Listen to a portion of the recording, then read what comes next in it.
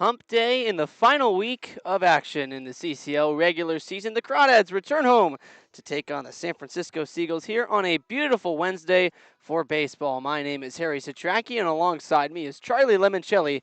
Our producer is Jack Brooks as we welcome you in to the broadcast booth here at Monte Vista High School and into the pregame show, which is brought to you, as always, by Up the Creek Records. Up the Creek is a great record shop right next to the Ace Hardware in downtown Walnut Creek. They buy and sell new and used vinyl records, CDs, and cassettes, as well as skateboard gear and a variety of other fun gifts like yo-yos and hacky sacks. They also have an all-ages live music venue that hosts local bands every weekend, so check out who is playing at upthecreekrecords.com or their Instagram at upthecreekrecords.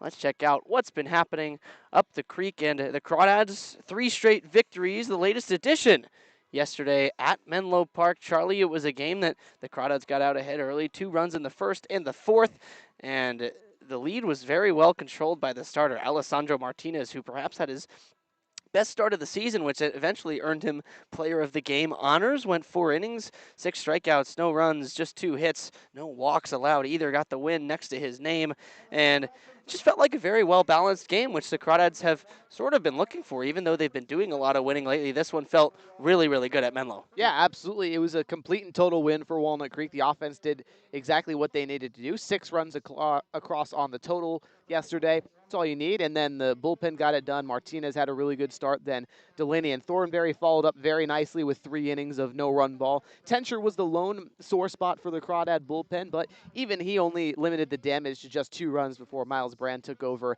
and made sure that no more runs came across that were earned.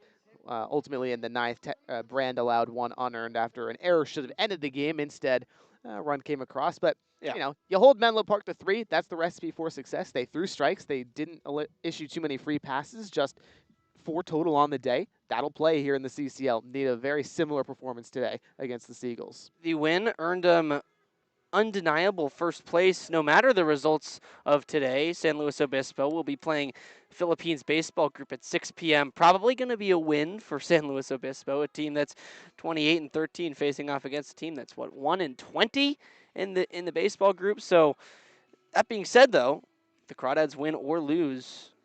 Actually, if they lose and Slow wins, it'll be a slight deficit to Slow in first place. But the win buys them some extra breathing room up in first place. And yeah, like you said, Charlie, just really solid, really, other than the short outing from Miles Tencher. But even then, Miles Brand comes in, shuts the door in the 8th inning, then comes out in the 9th, just allows the 1 unearned run. So really, really solid pitching all around. And, well, don't have highlights for that game, but that kind of wraps up the summary. Was a dominant win. Menlo Park still has yet to beat the Crawdads this season. And, well, another team that the Crawdads have yet to fall to is the San Francisco Seagulls, who they've got today. And we will preview that matchup next here on the Up the Creek pregame show.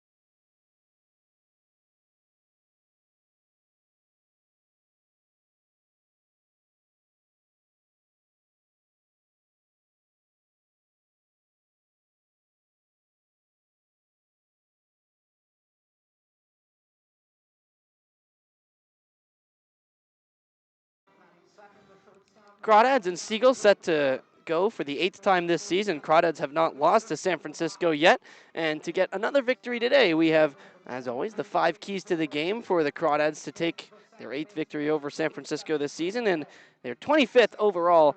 First of all, to keep up with the extra base hits. Just 2 yesterday, but the Crawdads tied for first in the CCL North, tied for second in the CCL overall in extra base hits with 96. They've been hitting a lot of home runs. They're second in the CCL in home runs, third in doubles, only 5 triples, but those home run and double numbers have been excellent so far this season, and they've hit a fair share against these Seagulls. So getting back to just hitting the ball hard into gaps here, Charlie, maybe over the wall is a good sign for this offense. Absolutely. I mean, when this offense is playing at its best, they're hitting home runs and doubles, and they do it a real lot, especially here at Monte Vista.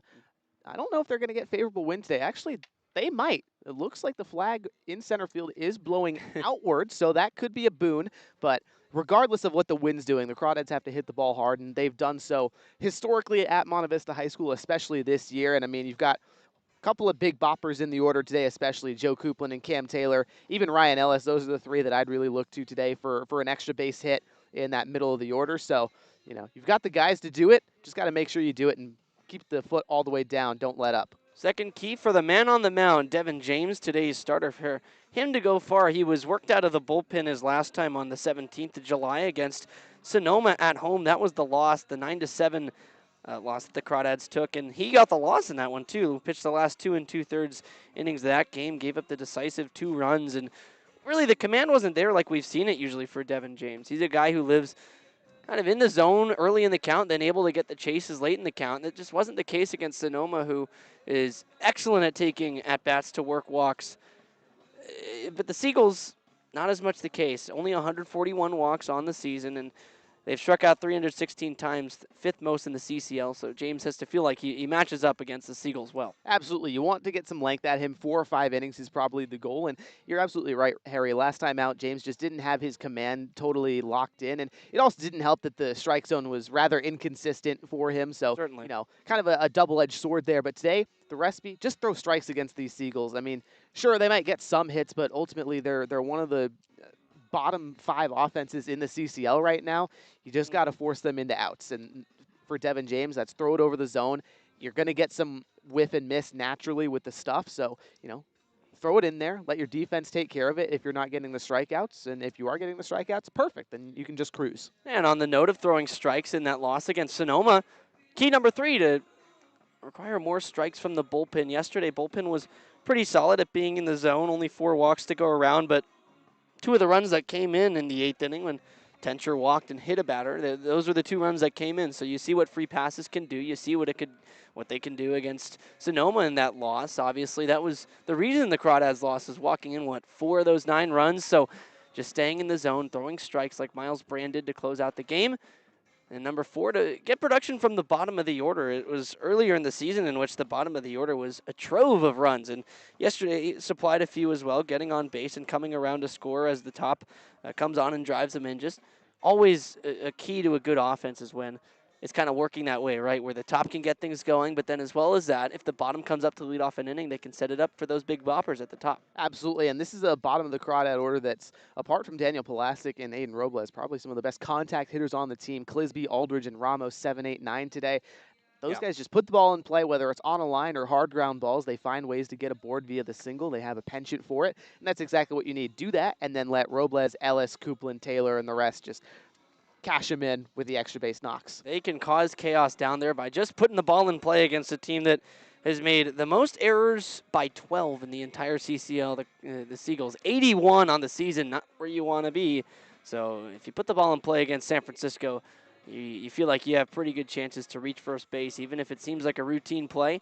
And then finally, to understand the importance of each game, of course, the Crawdads perennially kind of in a very tight battle with Slow for first place in the CCL North, so every win really matters. You just have to, even though it's a San Francisco team that has been really struggling all year long, and especially against the Crawdads, San Francisco just 6-26 overall, you still have to stay dialed in. Can't let it get away from you and play this game as if you're playing for that top seat. Absolutely.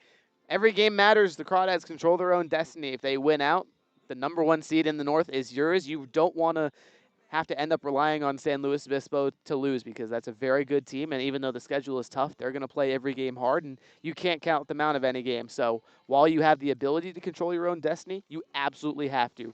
Pedal all the way to the floor, stomp on the Seagulls' throats. Cannot let up. Yeah, and the last time these two played, mind you, it took a walk-off home run on the final strike of regulation, let's say, in the bottom of the ninth. TJ Woodson had a 3-2 count before launching a long home run over the left field foul pole that just barely stayed fair. So, again, that was the last time San Francisco was here. They played the Crawdads really, really well and made it a very dramatic finish. So, umpires rolling on in.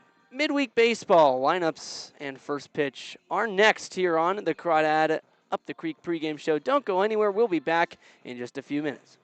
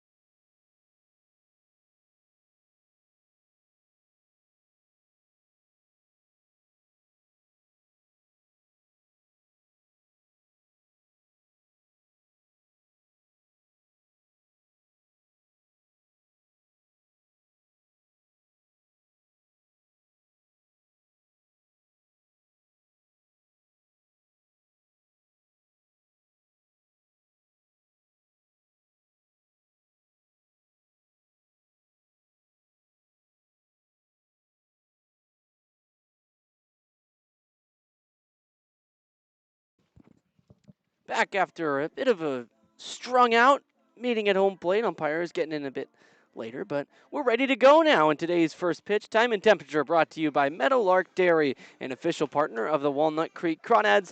Meadowlark Dairy bringing Old Town vibes and family fun since 1919. 78 degrees and clear, sunny. It is so blue out here for midweek baseball. Taking a look at the starting pitcher matchup, sponsored by Danville Chocolates, an official partner of the Walnut Creek Crawdads.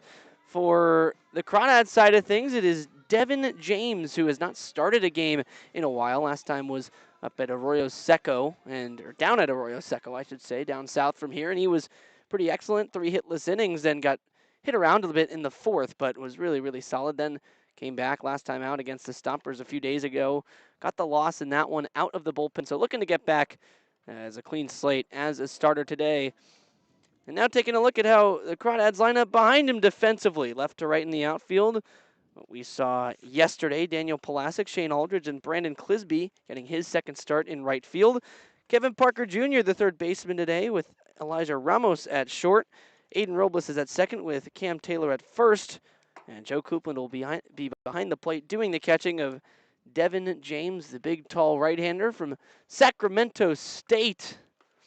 Brings a fastball, sweeper, bit of a harder slider, and a splitter. He can throw really any of those at any count. Likes to use them almost equally to start at bats. Absolutely. He's got a kind of a Swiss Army knife right there in the back pocket. You can go to whatever he needs to get a punch out. He'll face Davis German, Jake Brewer, and Christian Lamoth at the top of this Seagulls batting order as the first pitch just about to get underway. And it is a splitter that falls off the table inside. First pitch at 4:08 p.m. That again brought to you by Meadowlark Dairy. So 8 minutes after the posted start time. Next pitch popped up on the infield. Back into the outfield now goes Robles. He calls off Taylor and will make the catch, staring up into the sun. As 2 pitches, 1 out for Devin James is a very nice start. 90 miles an hour, just a fastball outer third. James with a challenge pitch gets soft contact and lets his defense do the rest. That's the recipe for success. Efficiency. Get soft contact outs and mix in some strikeouts against this Seagulls team, and Devin James and the Crawdads will be just fine. So now another righty and Jake Brewer with a lefty, Christian Lamoth, to follow. First pitch he sees is taken for a strike, 90 miles an hour once again on the gun. Correct me if I'm wrong. Against Sonoma his last time out, I don't think we saw a single 90. He was pumping more like 88, 89. Yeah, he was getting close, but he was not quite. Yeah, certainly consistent at 88. 0-1 pitch, a sweeper that lands right down the middle for a strike. Brewer didn't know what it was. He backed out of the way a bit with Lamoth on deck. Gilbreth batting cleanup. Tanner Wall bats 5th. Alan Ramirez bats 6th, with Marcus Graham batting 7th. George Schmidt batting 8th, and Ethan Lopez 9th. 0-2 pitch, another sweeper. This one up above the zone. It's a filthy pitch from Devin James. I mean, the last one located for a strike. I mean, that starts almost at your belt as a hitter. You think, what the heck? It's going to hit me. So you turn away, and it's a strike all of a sudden. 1-2 fouled right off the gear of Coupland. So the home plate, I'm going to give him a little bit of time. Walk about, step in front of him, throw the ball back. Another 90-mile-an-hour fastball from James, really riding it nicely. And has been working that outside part of the plate. Maybe going to go back to the well. Could break something off the outside. Here's the 1-2. It's up and in instead. And taking wisely is Brewer. Yeah, just one that let the hand a little bit too early, but still 90 from Devin James. Sitting at the fastball really well. 2 balls, 2 strikes. The pitch to the righty is fought off towards second. Rolling to Robles. He scoops it up and fires to first. 2 putouts for Aiden Robles over there, starting his first game at second for the Crawdads. Again, that's the same kind of success or recipe for success. You start 0-2, you miss with 2 balls inside, and then just kind of fire a sweeper out there, get some soft contact, let the defense do the work. Good pitching right now from Devin James. Got to just keep staying efficient. So Christian Lamoth now grabs a bat. He'll hit. That might have been Emilio Feliciano, by the way, batting second. Pitch in, up and away. On the opening lineup, it was posted that it would be Jake Brewer. I'm seeing on the live stat system that was Feliciano, number 7. Not sure. Next pitch, swing and a miss. Lamothe behind a fastball goes 1-1. We'll get back to you when San Francisco comes out to play defense. Yep, that'll be a key indicator. So, ball and a strike to the lefty German, or Lamothe rather. 1-1, skips above his shoe tops and back to the backstop. First splitter of the day from Devin James. No success. Lamothe is one of the premier hitters on this Seagull team. He's really, really talented. Yeah, this is the guy that you really have to get out if you're a Crawdad pitching staff. 5 for 19 against Walnut Creek this season. Has left the yard once and is ahead 2-1. The pitch, fanned foul off the end of the bat towards the left field side, so stays alive, or rather gets it to a 2-2 count. Bad contact on a better pitch by James, who is executing the fastball very well right now, living on the corners. Yeah, that one was placed perfectly far outside corner up in the zone, and, you know, tough contact. And with the shift on, no chance that, you know, Pulaski or Parker Jr. could have gotten to that ball, so good outcome for James. James shakes 2, and now will step off. Yeah, got to be in lockstep with Coupland. This is the first time that these two are throwing and catching to each other. 2 balls, 2 strikes. Pitch is hit high to right and very well. And Clisby's just going to watch this one sail up out of here. Solo shot for Christian Lamothe. 2 outs and nobody on. He keeps the inning going with an absolute blast to right field. 3rd homer on the season. Takes sole possession of the team lead. 365 feet on the first fastball of the day that James doesn't put on the corner. That one was right down the middle. Yeah. Lamothe didn't miss it. Middle fastball at 91. Lamothe saw the velocity. That's on the inner third against the left-hander. Completely in the wheelhouse. Turned on it. 97 leaving the bat. Miles an hour, that is. 365 feet. Good night. So the 2-out homer. Solo shot given up by James. Now he'll face Jacob Gilbreth in the cleanup spot.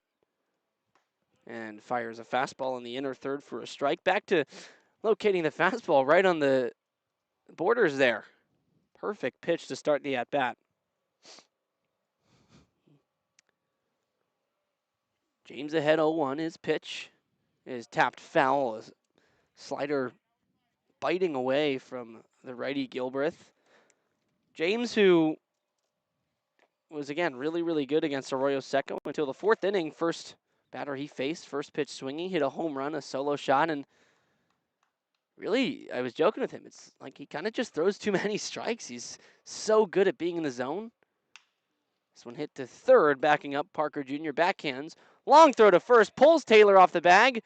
Tag attempt made, but the ball was out of his glove. It actually flew over him, so in at first, Gilbreth. He will not advance as the throw gets away a little bit, but probably going to be an error on the third baseman, Parker, who made an error yesterday at short. Yeah, throw is in time, but definitely an E5 from Parker Jr. A little bit of trouble with the accuracy. I mean, he's got all the arm in the world to get it there, but now 2 straight games with a throwing error.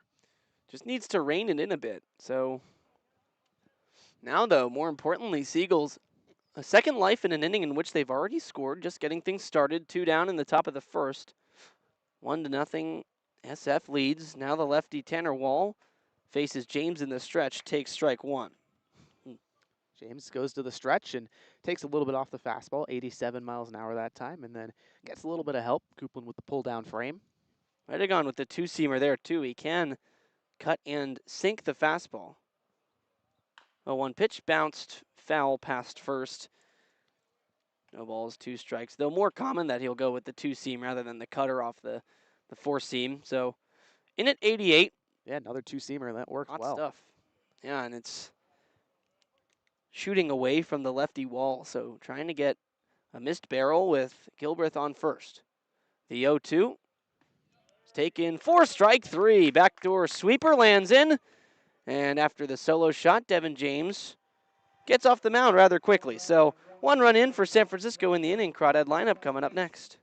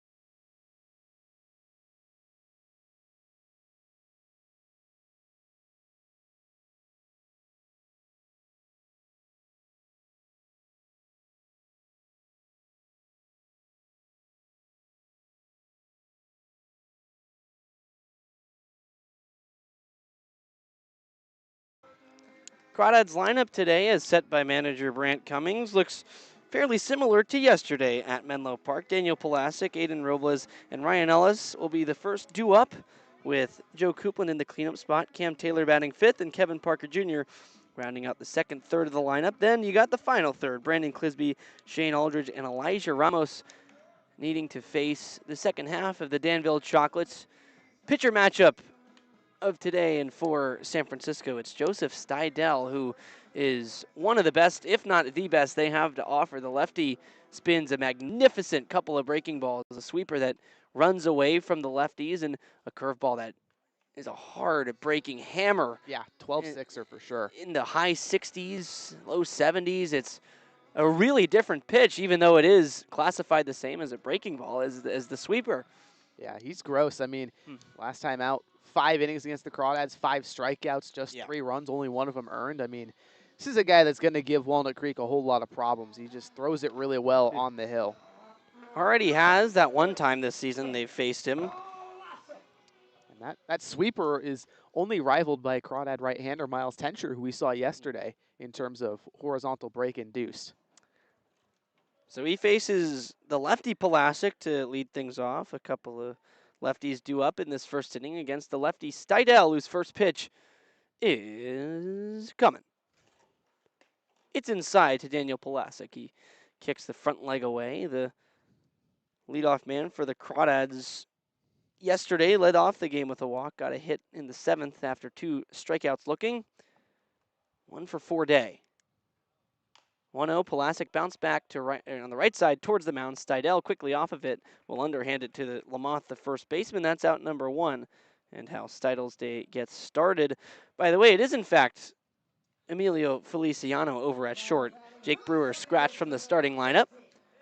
Yeah, late scratch, but Feliciano looking to fill in nicely. But how about Steidel? The fastball is only really going to get up to about 85, but he gives you so much trouble with the movement. It moves a lot. I think 2-seam action, if I'm not mistaken. So it's tough for the left-handers to get to. Aiden Robles has not faced the Seagulls yet this season. First pitch he sees against him, he takes up above the zone for a ball. Of course, he's only played in, 3 games for the Crawdads so far. Yeah, 4 so far. 4 games, yep. But it's been great. 529 batting average, slugging over 800. 1-0. Taken off the inside for a ball, 2-0.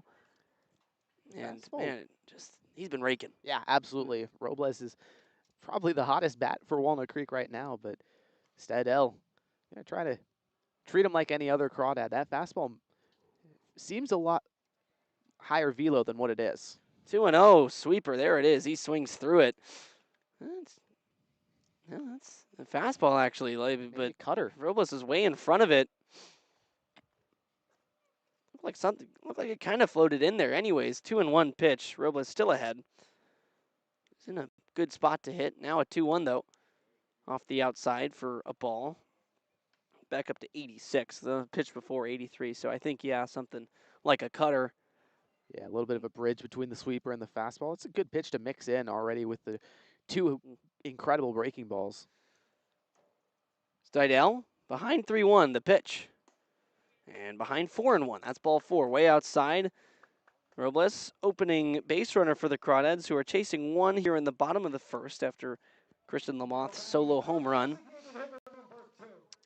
And here's Ryan Ellis, a guy who can drive in a run, obviously, tied for the all-time Crawdad lead with Ryan Brome, 84 total runs batted in. He's been sitting on it for a while, looking to become the sole possessor. And could do it with Robles on first. So lefty versus lefty matchup. First lefty Steidel faced Daniel Pulasic 2 batters ago. Got him to tap out to himself. 1-3 put out. First pitch to Ellis. Breaking ball slides outside. First curveball of the day from Steidel. Oh my goodness, so much movement. I mean, it drops 11 inches induced vertical break and then 20 inches of horizontal break on that pitch. That's just unbelievable, Harry. Really hard to catch. 1-0, another slow breaker. This one catches the outside for a strike. And it's a sweeper on the slider type of pitch he throws, and then a big sweeping curveball that, again, just takes off about 5 miles an hour on the sweeper. That's what he's thrown the last two, that curveball. The fastball, though, is taken now for a strike. Goes to 1-2 on the outside corner. Yeah, really well located heater upstairs and away. You know that's a place where Ellis really isn't going to go and chase it, but now 1-2, got to protect. Robles on first, not the biggest threat to run. Ellis behind 1-2 at the plate against the lefty. Robles does run, pitch upstairs, throw down to second is in time. They got him. Head first slide, not quite enough, as Marcus Graham guns down Aiden Robles. And that's good for the second out. Now a 2-2 count at the plate. Quickly, Graham behind the plate, Ramirez at third, Feliciano at short, Wall at second with Lamoth at first. In the outfield left to right was Gilbreth, German, and Schmidt. Good first early returns on the test. Now 2-2. And this one runs in and drills Ryan Ellis in the front arm. Fastball at 85, didn't feel good. He Ouch. immediately winced at that one. Has that protector on the right elbow, but I think it hit above it. Yeah, it did. I mean, up towards the shoulder, a little bit in the shoulder blade towards his back as Ellis was just able to turn in. Yeah, that really smarts. I mean, now if you're Ryan Ellis, you hope that Steidel hangs a curveball right here and Coupland just mashes it over the yard. And that's the one thing that Steidel cannot do right now against Coupland. Do not hang a breaker or you're toast. Ellis would certainly, yes, prefer a jog around the bases rather than a track meet sprint. Coupland with his right hand pointing at first, making sure his guy Ellis is okay. Now the ump will signal play ball. Joe Coupland, one of the premier hitters in this lineup. Batting cleanup, first pitch he sees up above the zone for a ball. Just as I mentioned about Christian Lamoth before he hit a solo shot. He's the premier hitter in the Seagulls lineup. Coupland has all of a sudden come on midsummer and been that for the Crawdads. Ahead 1-0. Pitch is way up, even higher than the last one. 2-0 now. As Graham kind of had to shoot up out of his squat to catch that. Yeah, just a tough miss. And Coupland's such a dangerous righty. And in his position, just pick a pitch that you want to see, wait for it. Once you see it, clobber time. 2 balls, no strikes, 2 outs. Crawdads trail by 1. The pitch is up above the letters again, taken for ball 3. So 3 pitches well up to Coupland. I don't know if Steidel really wants much to do with him with the lefty Cam Taylor on deck. No, probably not. I mean, you've got Taylor who's been striking out at a higher clip this season. Might as well just kind of walk Coupland and go to Taylor. 3-0. This one lands at the top of the zone for a called strike. So Steidel maybe trying to work back in it. Maybe just wanted to get one over. Yeah, get me over pitch that Steidel gets a favorable call for. 3-1. Coupland way ahead with Ellis on first. The pitch is taken outside for ball 4. Pretty close pitch. Graham couldn't hold on at the plate. If he had stuck it, maybe had a chance to frame that one. Could have been called a strike. But now Cam Taylor comes up, who we mentioned the strikeout numbers, but if you look at the totality of his 3 true outcomes, so TTO, 3 true outcomes, which is essentially in baseball what everything that a pitcher has or a hitter rather has control of. So walks plus home runs plus strikeouts, the 3 things that aren't really impacted by the players in the field. It adds those 3 together, divides it by plate appearances. So if you take a look at what Cam Taylor's done, 46% of the time he's reached one of the 3 true outcomes. So that is, again, a walk, a strikeout, or a home run. And that is 5th in the CCL North, which is, could be good for some players, could be bad for some. Yeah, it's kind of a toss-up sort of stat. I mean, Yeah. for Taylor, it means his on-base percentage is .344. But if you look at the MLB level and you look at high 3 true outcomes kind of guys, the first guy that comes to mind in my mind is Joey Gallo. Yeah. King of 3 true outcomes. Formerly an MLBer, kind of maybe trying to work his way back.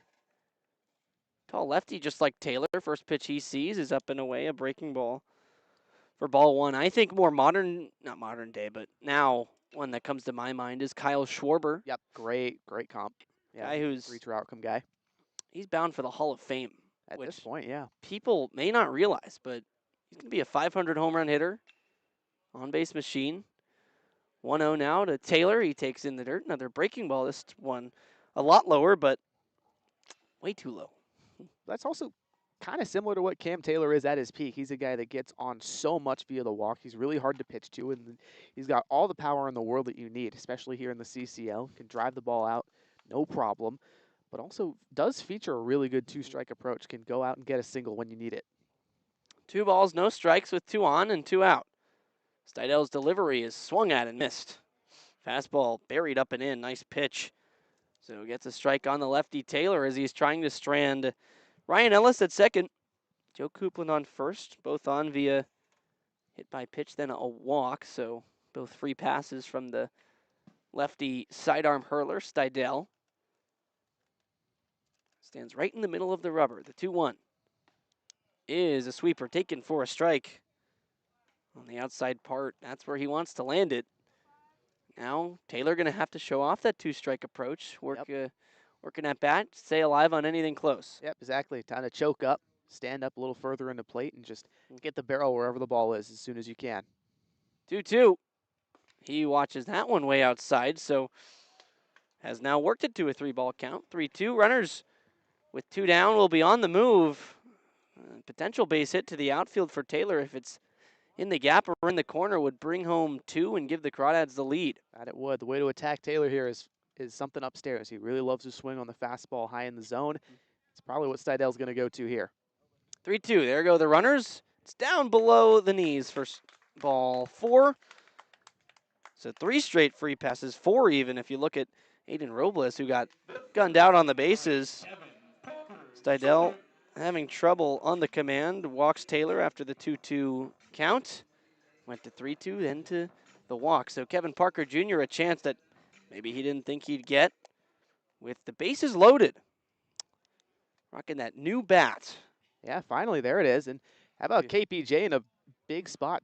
2 outs, bases juice. He's a guy with a lot of power. He's homered against the Seagulls this season. First pitch, he takes for a strike. Good to see one from Steidel, who just placed that perfectly on the low and outside corner with the fastball. Righty already out to the bullpen for San Francisco as Benjamin the Juiced. lefty continues to work. 0-1. Catches the back door for a strike. Didn't have to be, but gets the call. So Parker now all of a sudden down 0-2 against a team that he has dominated. 6 for 16. Again, mentioned the homer. Also added a double. Those are both in the same game. Almost hit for the cycle in San Bruno. Now has to protect with the bases loaded. 0-2. Swing and a miss. Marcus Graham holds on to the foul tip. And no hits, but 4 runners get on. 1 gets thrown out trying to steal.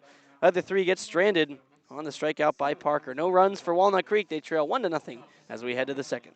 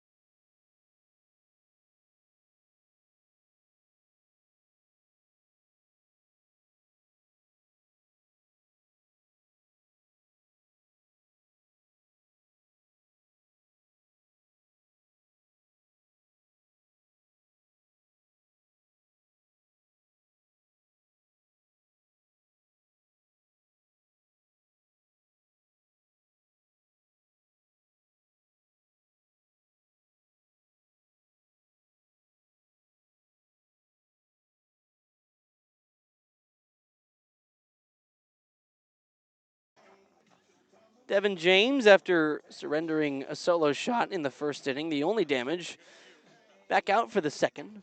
Looking to go probably at least 4 innings today, as Crawdad starters have sort of been accustomed to lately. He'll face Alan Ramirez, the third baseman, Marcus Graham, the catcher, and George Schmidt, today's right fielder.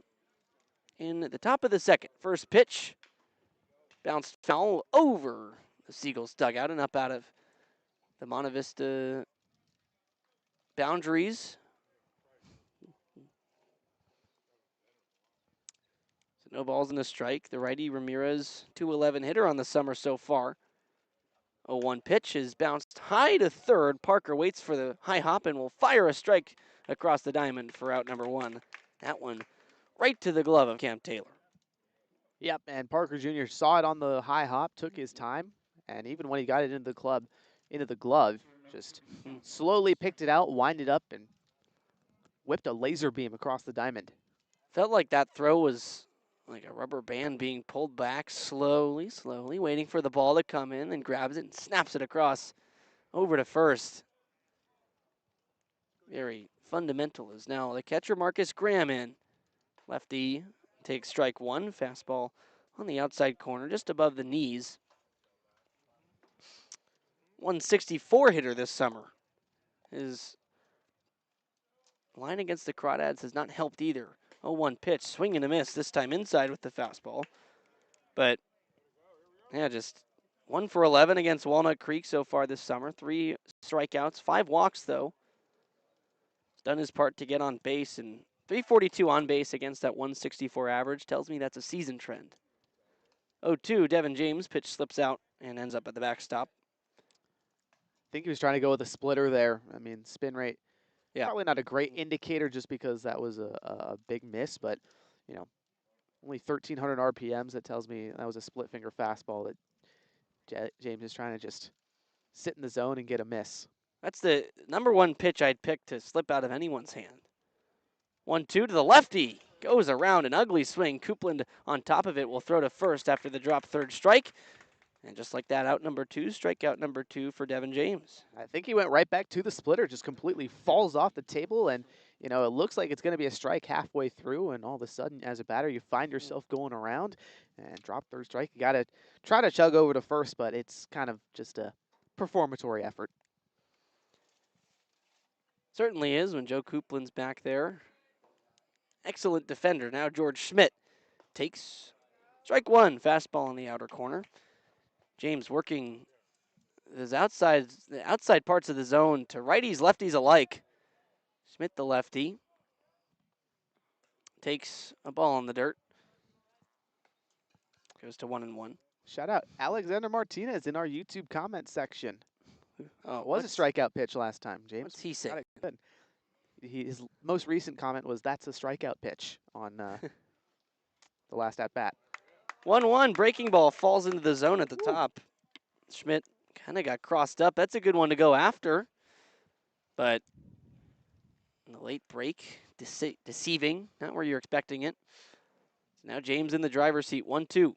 With 2 down and nobody on. The pitch, swing and a miss. Splitter tumbling outside. James back-to-back strikeouts. Ends the second inning. That's number 3 on the day. And that's a 1-2-3 as well. Gives San Francisco and the Seagulls the claw.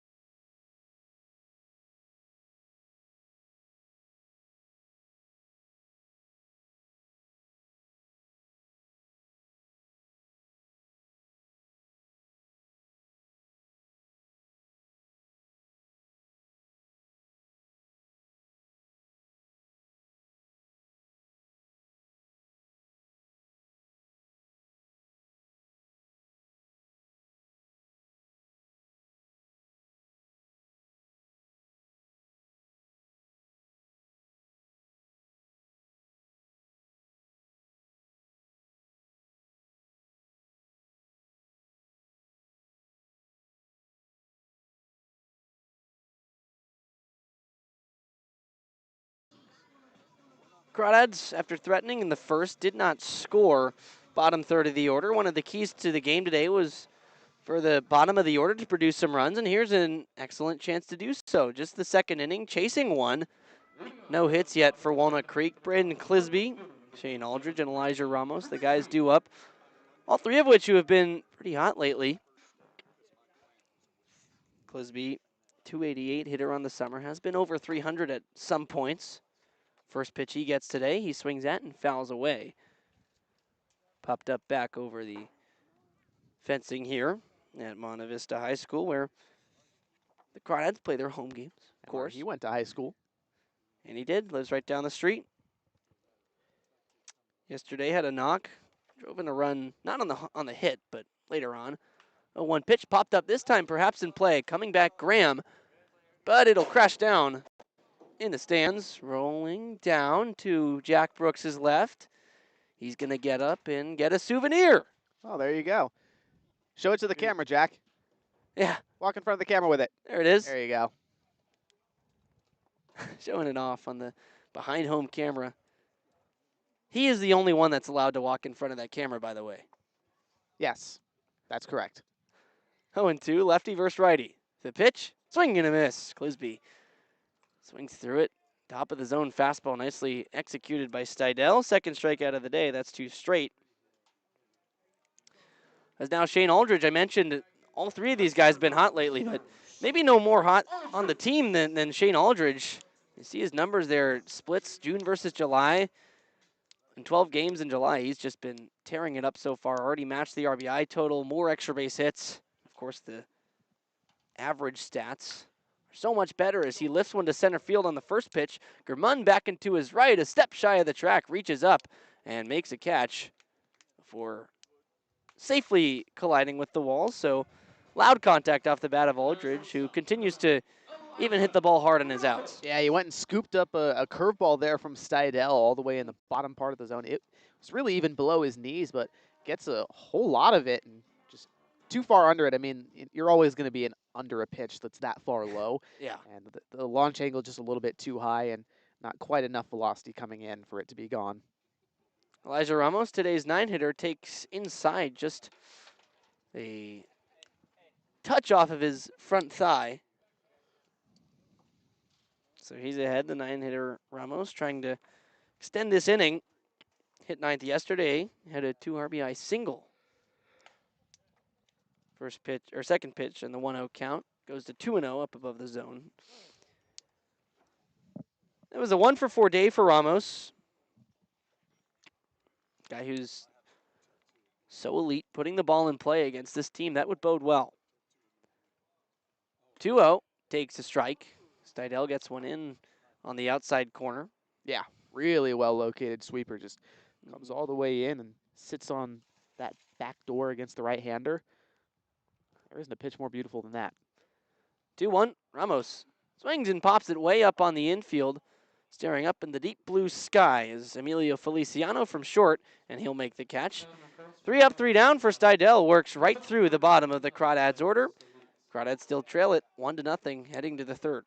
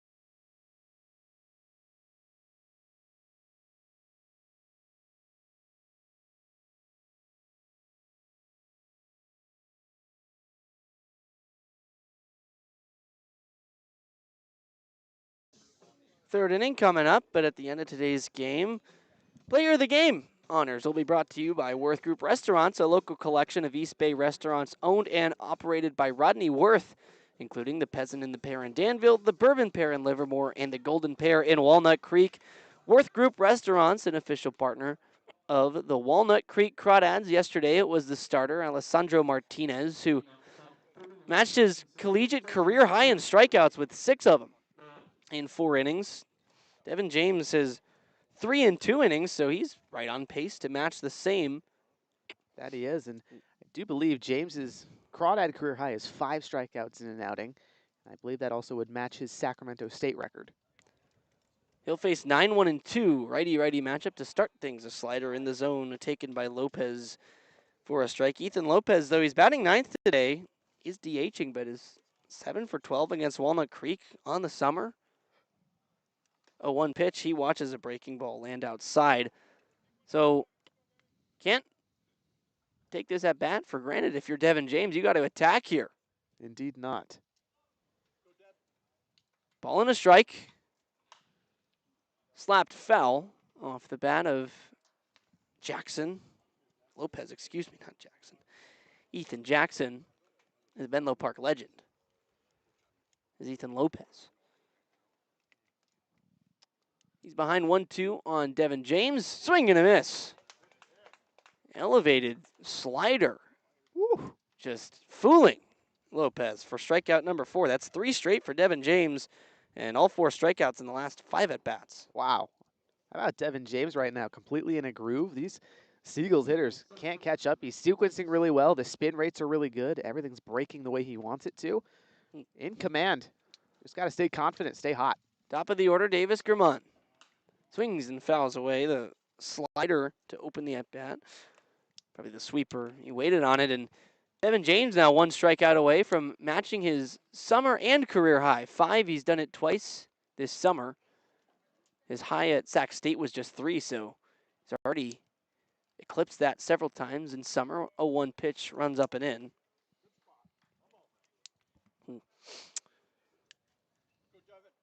So certainly, I mean, at a pace to do so, to reach 6+.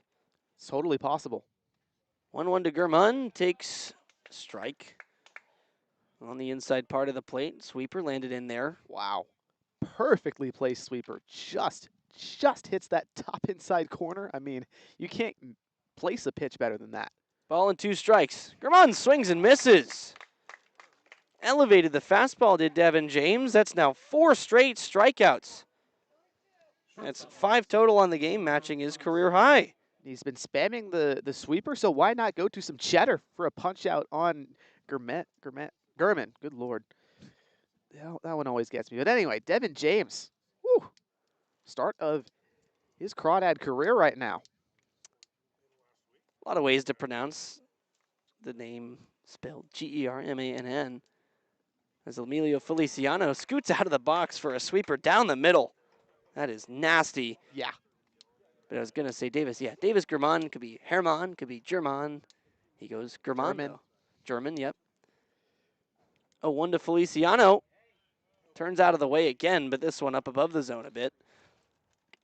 That sweeper, I mean, it's nearly in the middle of the plate, if you're looking east-west wise. And he's, again, scooting out of the way. 1-1, swing and a miss. Wow. Filthy. I was about to say, at some point, you're probably going to have to go away from it because eventually these Seagulls hitters are just going to sit and wait on it middle, because it's kind of been locating around that middle part of the zone. But I can go and eat my words because Feliciano just swung through that one, and it was right there. James shakes a couple pitches. Now gets one he likes. 1-2. Back up the middle, hard hit. And right on cue, Charlie turns around the sweeper and slaps it up the box for a base hit. First hit of the day, no, second hit of the day, rather, for the Seagulls. Never wrong, just late. Or just early, as the saying goes, according to my commentary, I guess, or something like that. So Christian Lamoth, who had the other of 2 hits for the Seagulls, and that was back in the first, hit a solo shot. That's the entire offense for either side so far. So now he's got Emilio Feliciano on first base. James into the stretch. First pitch. Sweeper lands right down the middle for a strike. And I will say that the 1-2 to Feliciano, the sweeper outside corner, but left it up a bit. As a quick pick attempt, diving back with no tag, Feliciano. Last time Lamoth turned around on an inside fastball from Devin James, so I think you got to try to keep everything away. Go with the two-seamer, the splitter.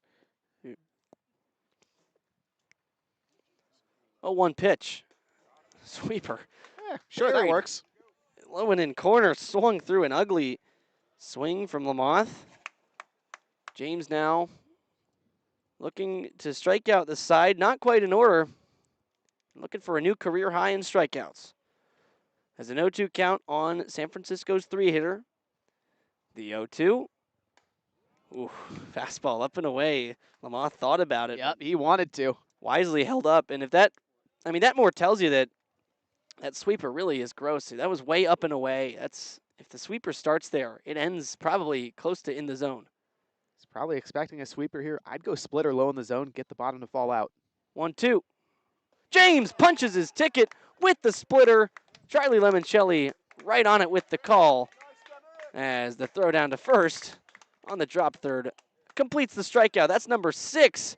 James, a new career high, strikes out all 3 in the inning and holds San Francisco to the 1 hit. 1-0.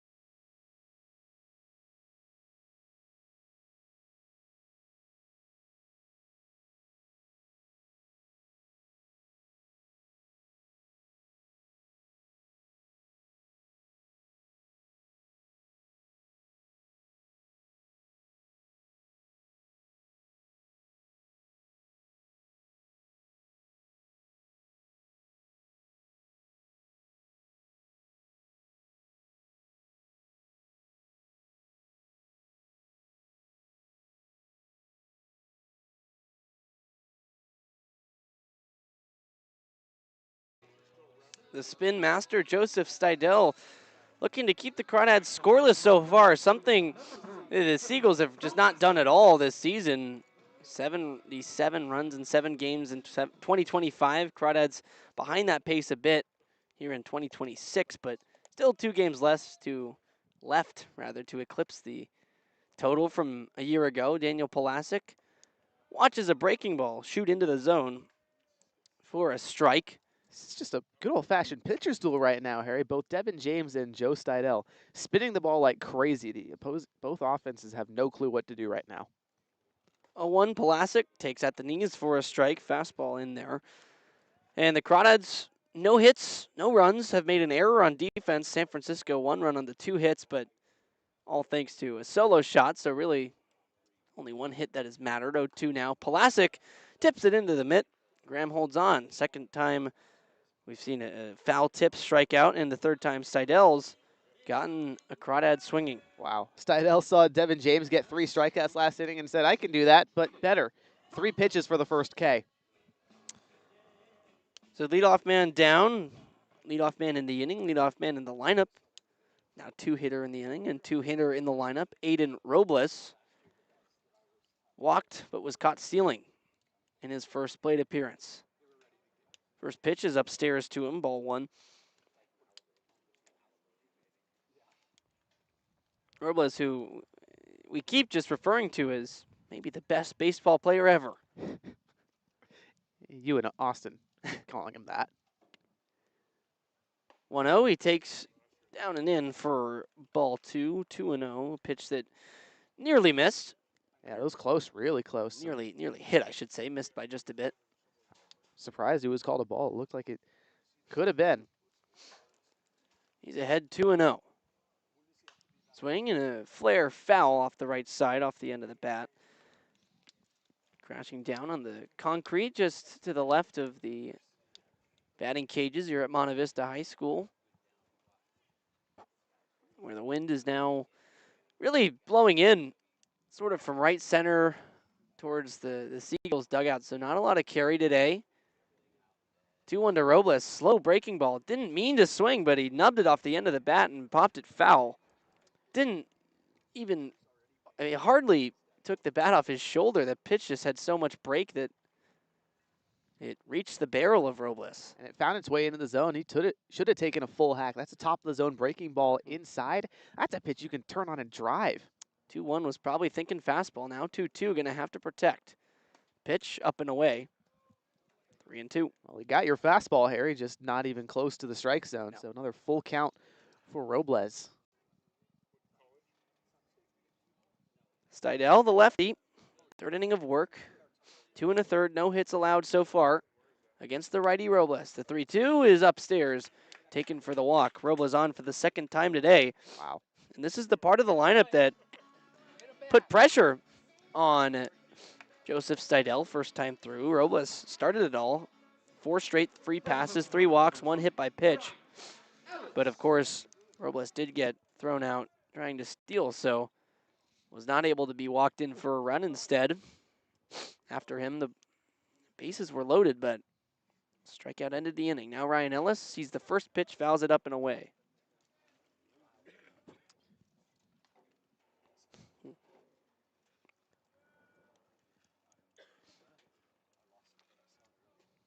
See if Robles wants to try and go again. A pretty decent lead past the cut of the grass at first. Might as well. Steidel will check on him, but he's back standing and the ball gets away, in fact. Robles with that expansive foul ground. He's going to turn around second and head for third. Still yet to dig it out. Now Schmidt from right fires a 2-hop throw to third.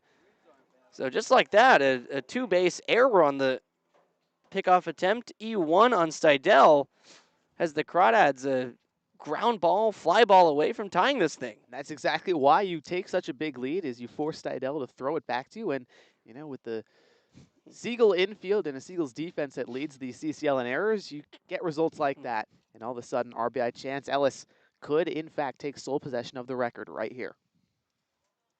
0-1 pitch. He takes up and in instead, and just off the fingertips takes ball 1. 90 feet away from that 85th career Crawdad RBI is Ryan Ellis. Got to lift the ball in the air. Corners are in, middle is about halfway in. 1-1, Ellis pokes it foul. Just dribbled it off the end of the bat.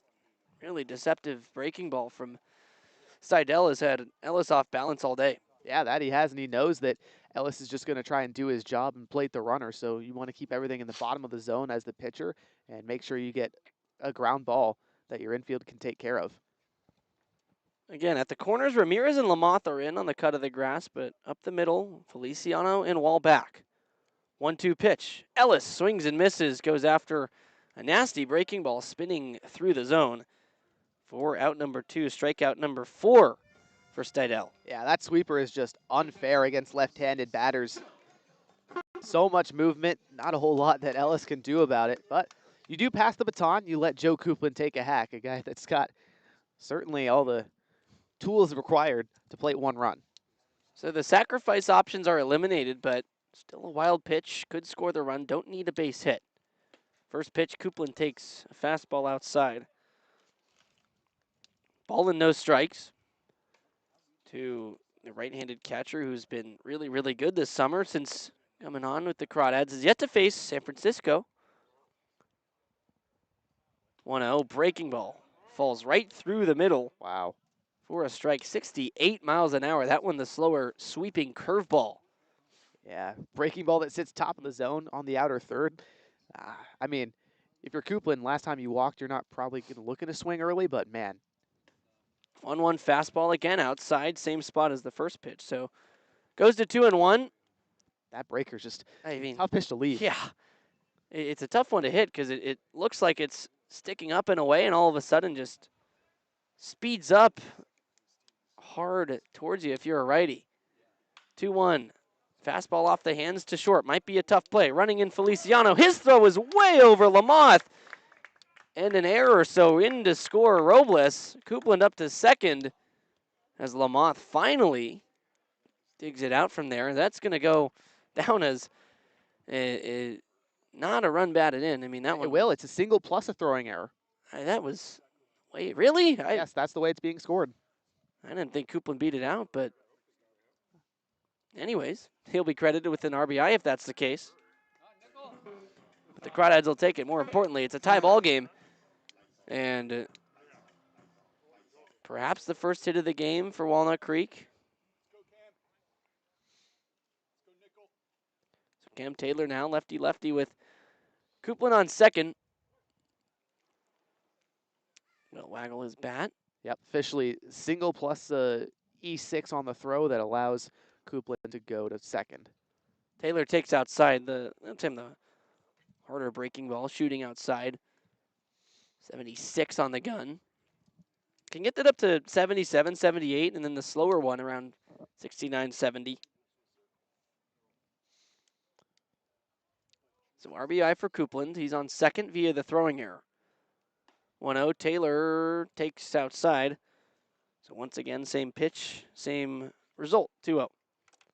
Yep, just got to be patient here if you're Cam Taylor. Look for something you can drive and get a two-out rally going. I mean, obviously, it is already a two-out rally because the Crawdads scored with 2 outs, but try to add some more, take a lead.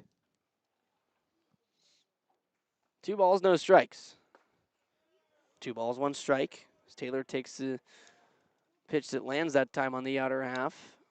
Yep, just framed in for a strike, low or a gram behind the dish. Gets the job done.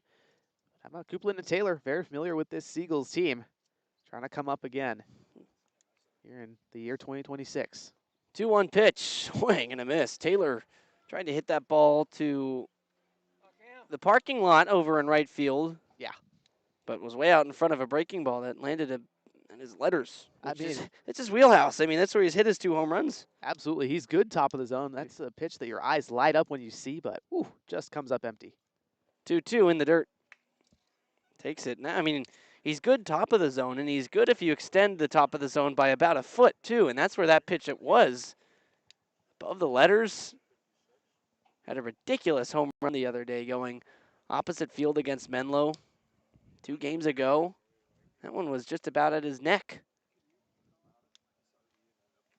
3 balls, 2 strikes. Stidel lands the fastball on the outside corner for strike 3. 3 strikeouts in the inning, but a couple of errors helped the Crawdads plate their first run and tie this game up. Also, they get their first hit on the books, and it's 1-1. We're through 3 full.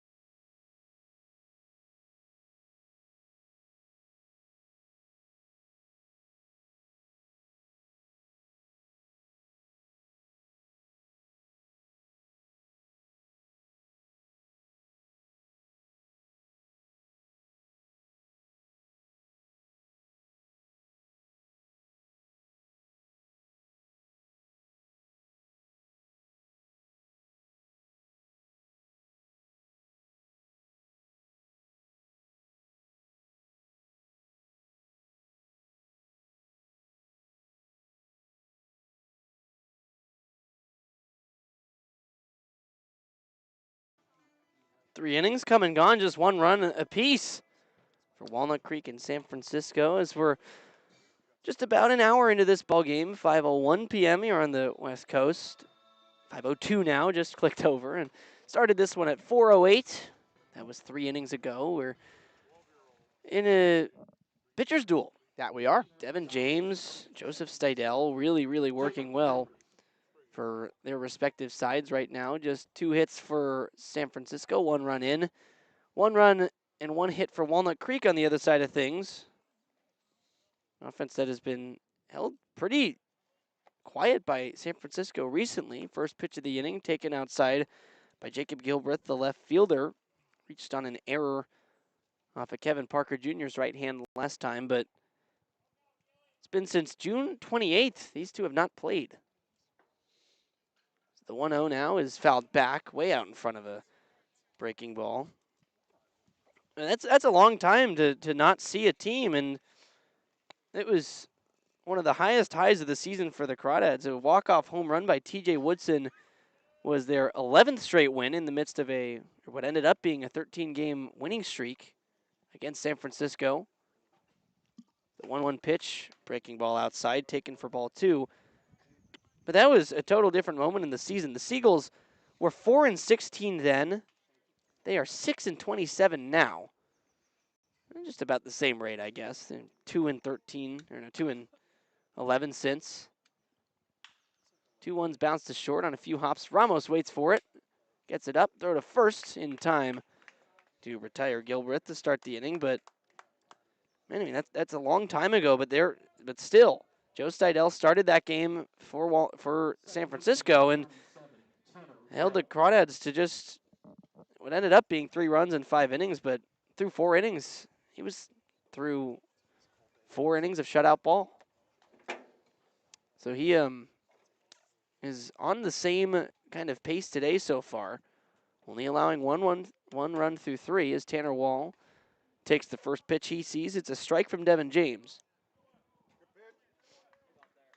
Backdoor breaking ball for James has been one of the go-tos against these lefty hitters. Next pitch, Wall swing and a miss. Way out in front, an ugly hack, just lunging for that one and coming up empty. So now he's down 0-2 in danger of becoming the first Seagull to strike out twice today. He was the first to strike out, period. 0-2 though, he fouls it away, stays alive. Staves off that title for another pitch. As the shade has come over our broadcast booth here, it's a little bit not chilly, but the wind feels nice as the sun's still battering the field of play. James still up 0-2 on Tanner Wall, the 5-hitter today. The pitch, swing and a miss. Tipped into the glove on the splitter. Buried below the zone. And second strikeout of Tanner Wall's day is the 7th strikeout of Devin James' outing. Now any extra strikeout is just building on a new career high. For what it's worth, the Crawdad franchise high, 11 strikeouts in an outing. So perhaps James threatening that as first pitch, a half swing by Alan Ramirez. He did not go, ball 1. Pitch was outside, but James perhaps creeping up on that. If he can get another strikeout in this inning and go one more, strike out the side, he'll match it. 1-0 taken in the dirt. 2-0 now to Alan Ramirez, the third baseman, who bounced out to his counterpart, Kevin Parker Jr., to lead off the second. Second inning in which Devin James sort of began his strikeout train. 2 strikeouts to end the inning, then 2 to start the third. 2-0 to Ramirez. He takes a fastball for a strike. Outside corner at the knees, but anyway, James had those 4 strikeouts in a row, then gave up a single to Emilio Feliciano. Struck out Christian Lamoth to end the third. Then Gilbreth had the ground out to start this inning, then another strikeout to Tanner Wall just a moment ago. 2-1, taken outside. Looked like a cutter from Devin James. Perhaps more of a gyro spinning slider. But now 3-1 to Alan Ramirez. The pitch taken inside, ball 4. Tried to front door and land the sweeper, but not quite. So Ramirez gets on first base runner since there were 2 outs in the third inning. And just about that. 3 straight batters between base runners for San Francisco. It's now Marcus Graham, the catcher, who struck out his first time. A lot of these Seagulls can claim a strikeout to their names today. He has struck out 6 different Seagulls. Marcus Graham, the lefty, takes strike one. Fastball at the bottom of the zone for James. Nice spot to start the at-bat. In a 1-1 ball game, top of the fourth. Offense hard to come by so far when Devin James and Joe Stidel are absolutely dealing. No action in either bullpen, and there shouldn't be. 0-1, a breaking ball below the zone. Graham takes.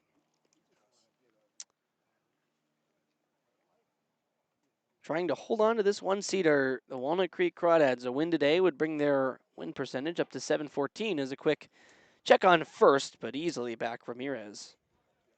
Crawdads' current win percentage at .706. Again, the win. Bring them to .714. Loss would push them down to .686. 1-1 pitch. Taken outside. 2-1 to Graham. Slow, on the other hand, at .683 winning percentage in second place in the North. They would take first place with a win and a Crawdads loss. .690 their percentage would go to, and a loss would mean .667. 2-1 breaking ball. Right on the outside corner at the knees. Strike two. So a lot of numbers, but all that said, if the Crawdads lose and Slow loses, Crawdads remain in first, but Slow probably not going to lose to Philippines Baseball Group. 2-2, runner goes. Pitch kicks away from Joe Coupland to the dugout. Now the runner going to round second, head for third. Coupland still awaiting, and he'll eat it. Put it in his pocket, so the wild pitch, or a stolen base plus the wild pitch, gets Ramirez to second, then third.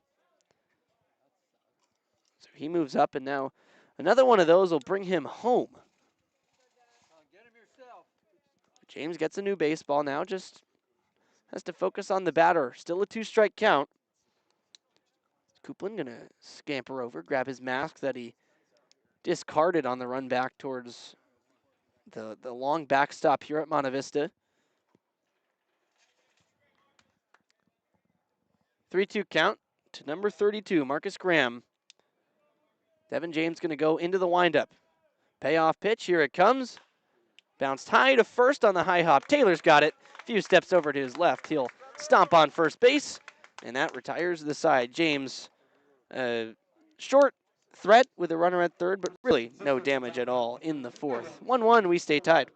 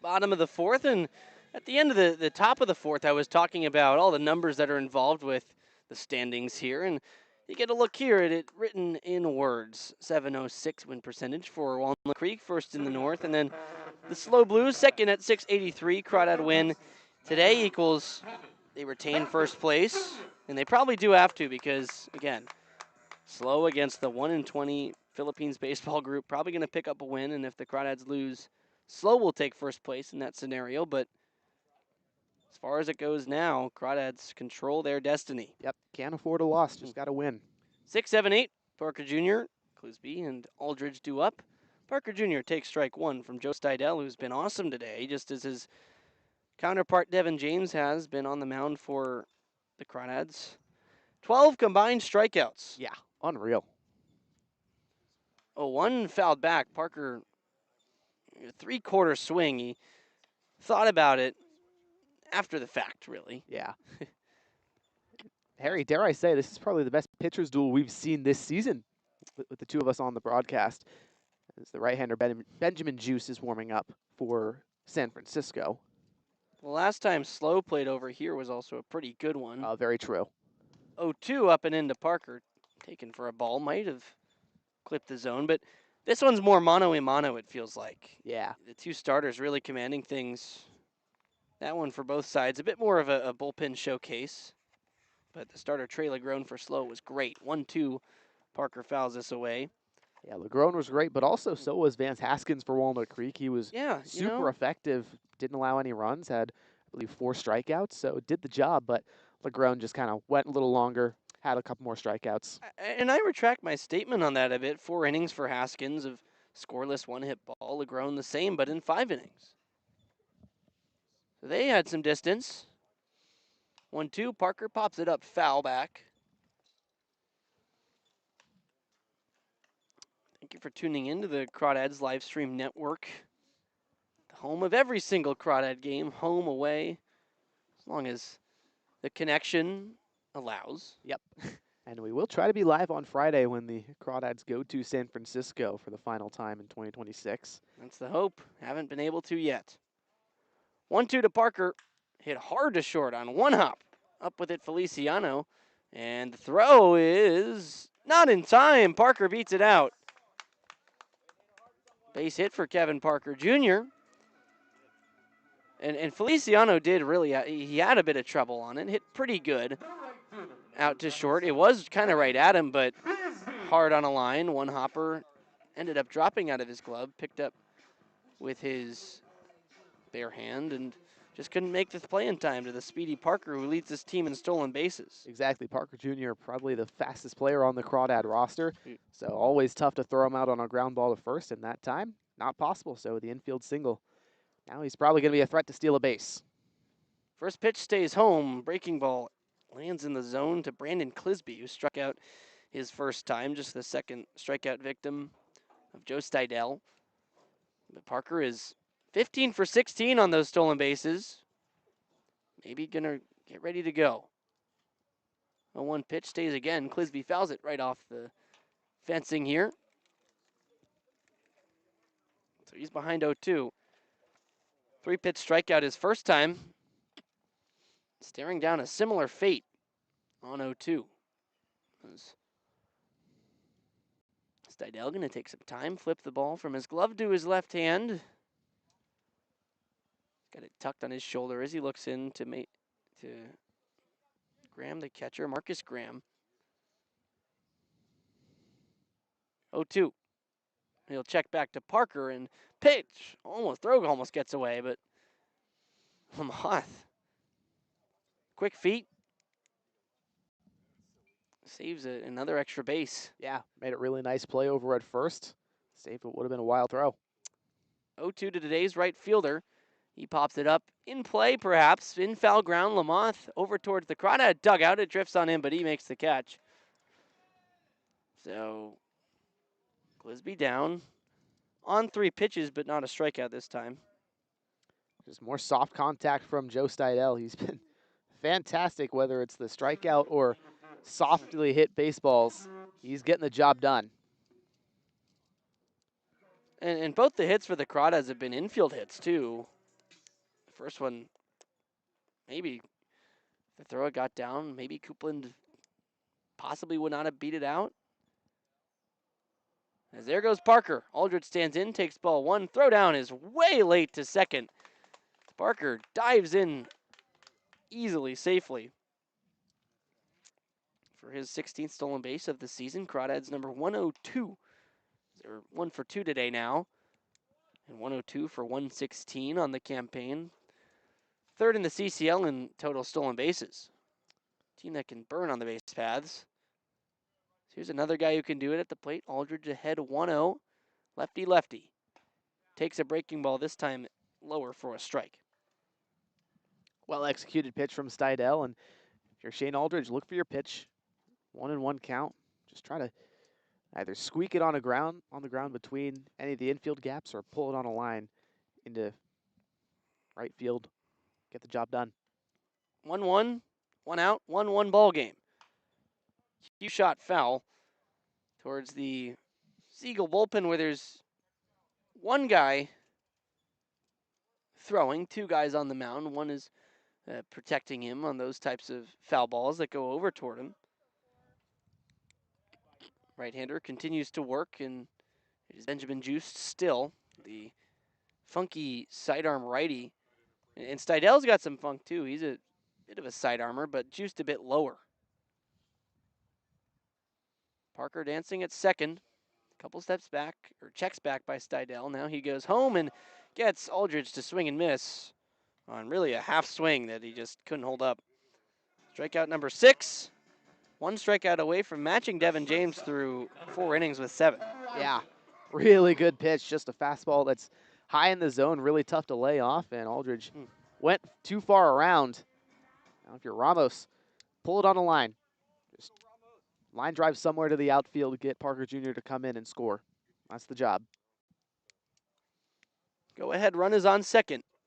Ramos takes a fastball away to begin his at-bat. Popped up and out to the shortstop Feliciano, really right to him up on the infield his first time. That was the end of a 1-2-3 second inning for Joe Stidel. Hasn't slowed down since.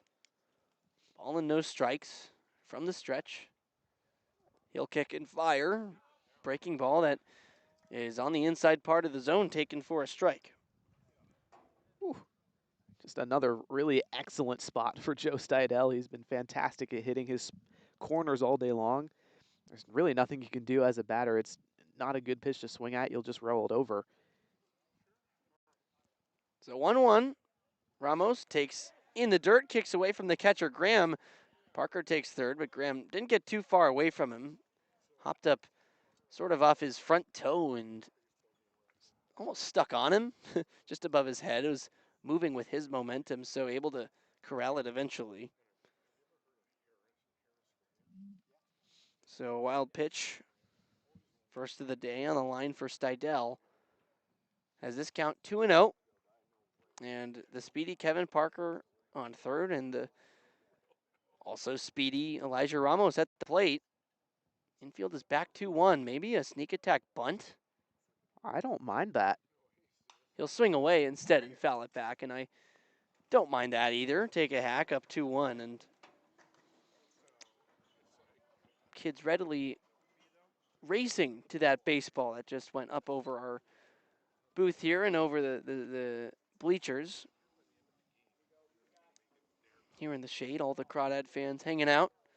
On the sunny side, empty. To our left. Ramos 2-2 battle. Pitch from Stidel is hit the other way. Soft line drive. It will get down in shallow right field. A base hit gives the Crawdads their first lead of the ball game. And Elijah Ramos, it's been the RBI machine, even in the 9 spot. Yet another. Yeah, exactly what I was talking about at the top of this at-bat for Elijah Ramos here, Harry. You just got to see a pitch and find a way to surf it up into the outfield. That's exactly what Ramos does. Gets a fastball that's way outside, but goes after it, extends the arms all the way, gets the end of the barrel to it, and pulls it into right as a right-handed batter. Perfect. So back-to-back innings with a run for Walnut Creek. They lead it 2-1. As Ramos bluffs a go, Pulasic fouls the pitch back.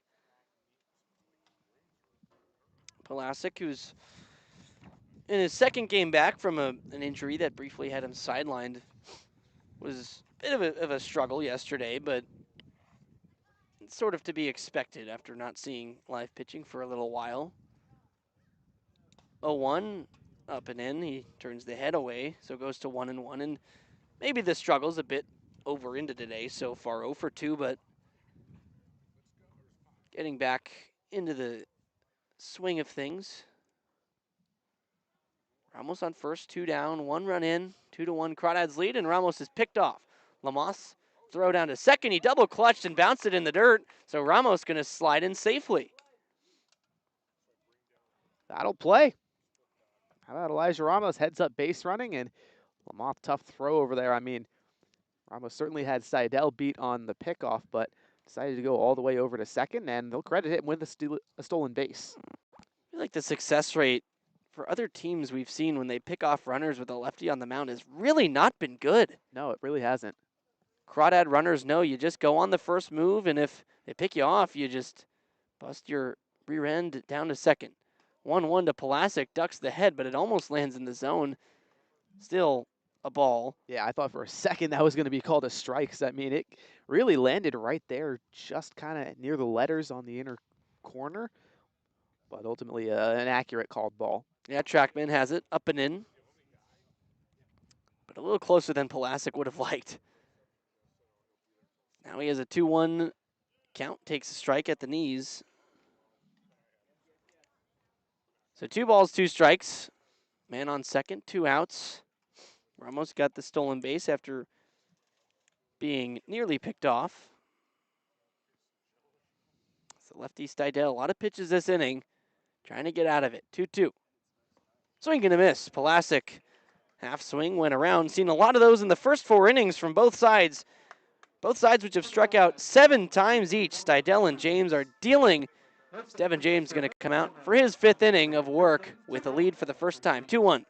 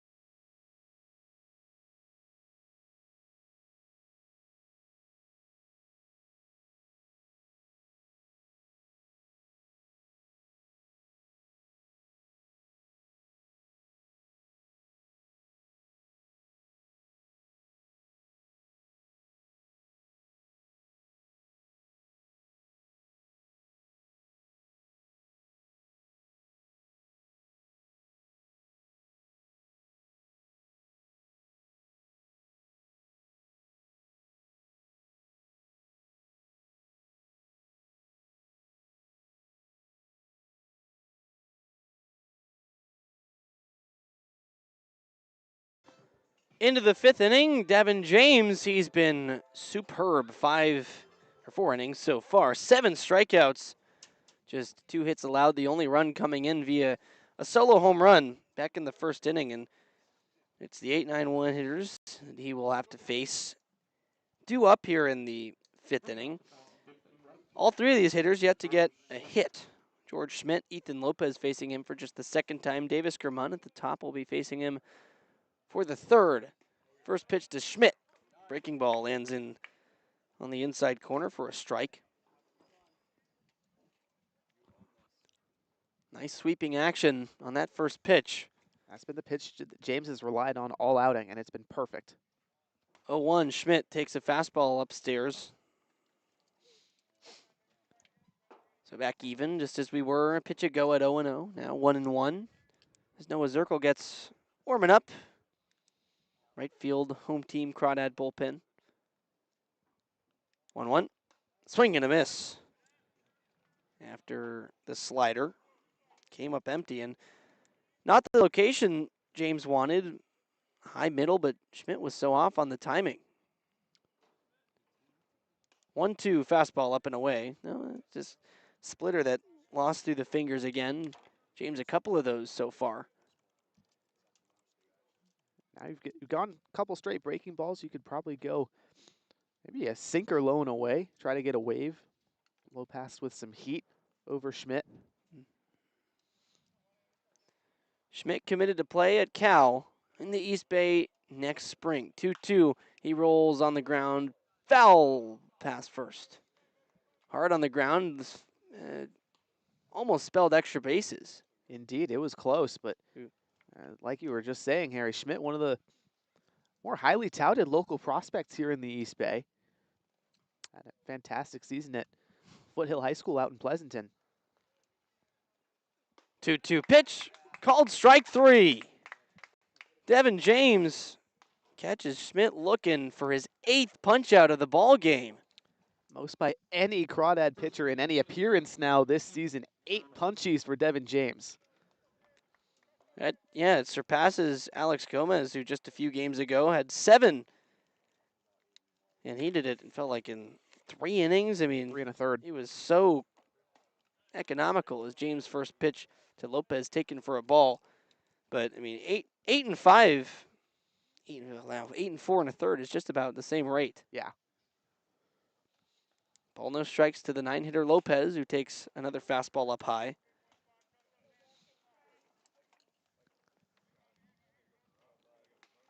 Two balls, no strikes. Devin James, fresh off his 8th strikeout, continues to build a career high. He's almost doubled it. 2-0, swing and a miss. Went with the slider, cutter. Took something off the fastball. Some break towards the glove side, but a bit more tight than the sweeper. 2-1 from the windup. Swing and a miss. That time, the slower sweeper. Yeah. Woohoo! Devin James is just plainly dealing, folks. I don't know how else to put it.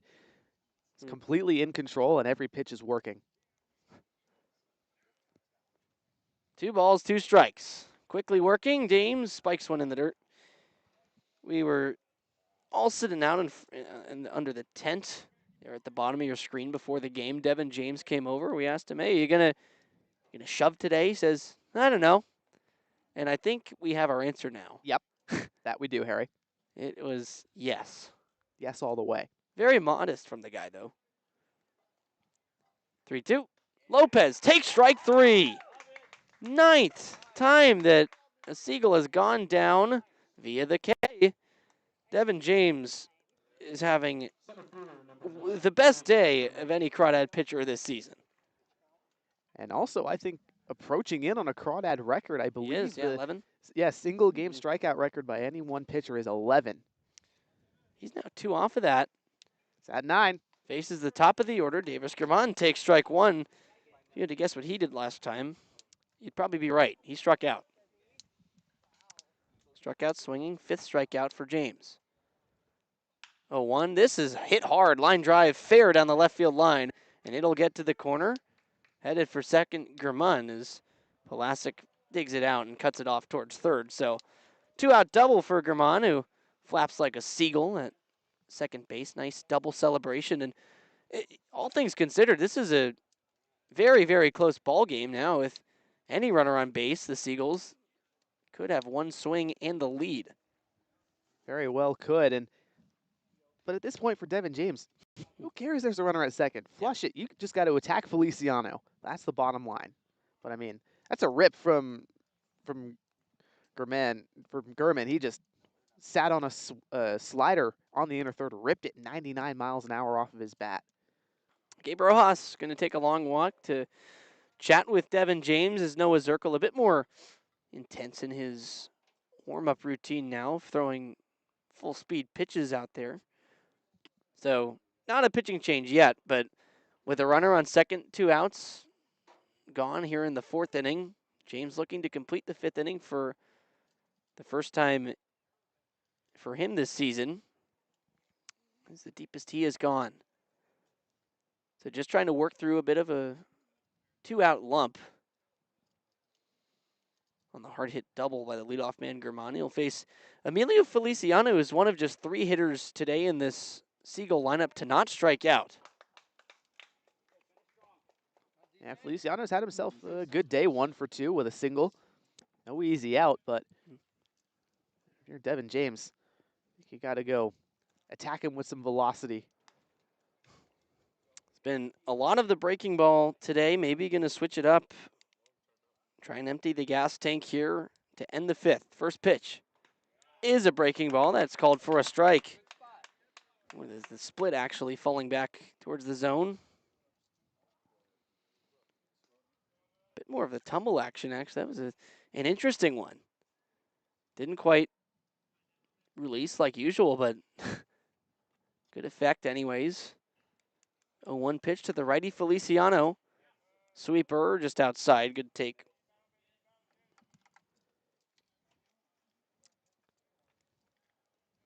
Tying run on second. 2 down in the fourth. 2-1 Crawdads lead, a tightly played ball game. Another sweeper taken in the same spot. So 2-1. The second place hitter, Feliciano, gets ahead, and he's put the ball in play both times. One time a base hit. Another base hit would tie the game. 2-1 delivery is a fastball hit hard to left, sinking, and it gets down ahead of Pulasic. This will bring home the tying run. Heading for second now, stopping at first is Feliciano. So he ties the ball game with the RBI single, took a wide turn. Pulasic got it in quickly. So now all of a sudden, I mean, again, just grounds you in the reality of this game. It's been such an excellent outing for Devin James on the mound, but on the other side, Stidel has done the same and has kept the Crawdad offense to a point where 2 runs ties this game here in the 5th, and the second run will end Devin James's day. Just can't quite get out of the 4th inning, but was so amazing. Most strikeouts for a Crawdad this season, 9. Wow. New career high. All of the records, personally and team-wise, past this year. So James exits with the runner on first. Noah Zirkle will enter after 4 2/3 innings of great work.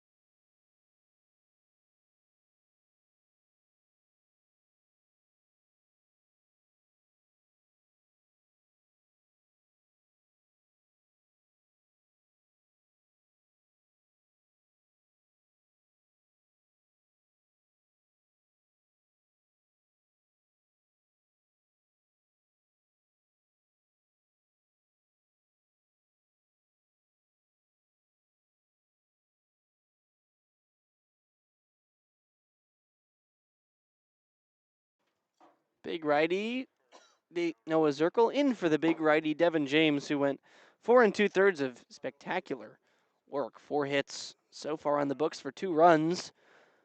9 strikeouts to just a singular walk. He was so good today, and obviously set a new season high for Crawdad single pitcher strikeouts, passing Puffy Gomez from just a few days ago. But the reality of it, again, is that he's in line for a no decision right now, and unless this run is stranded at first, or I should say, if the run comes around to score, he'll be in line for the loss. But to protect that is Noah Zirkle, who's on as a Crawdad veteran, longtime Crawdad pitcher.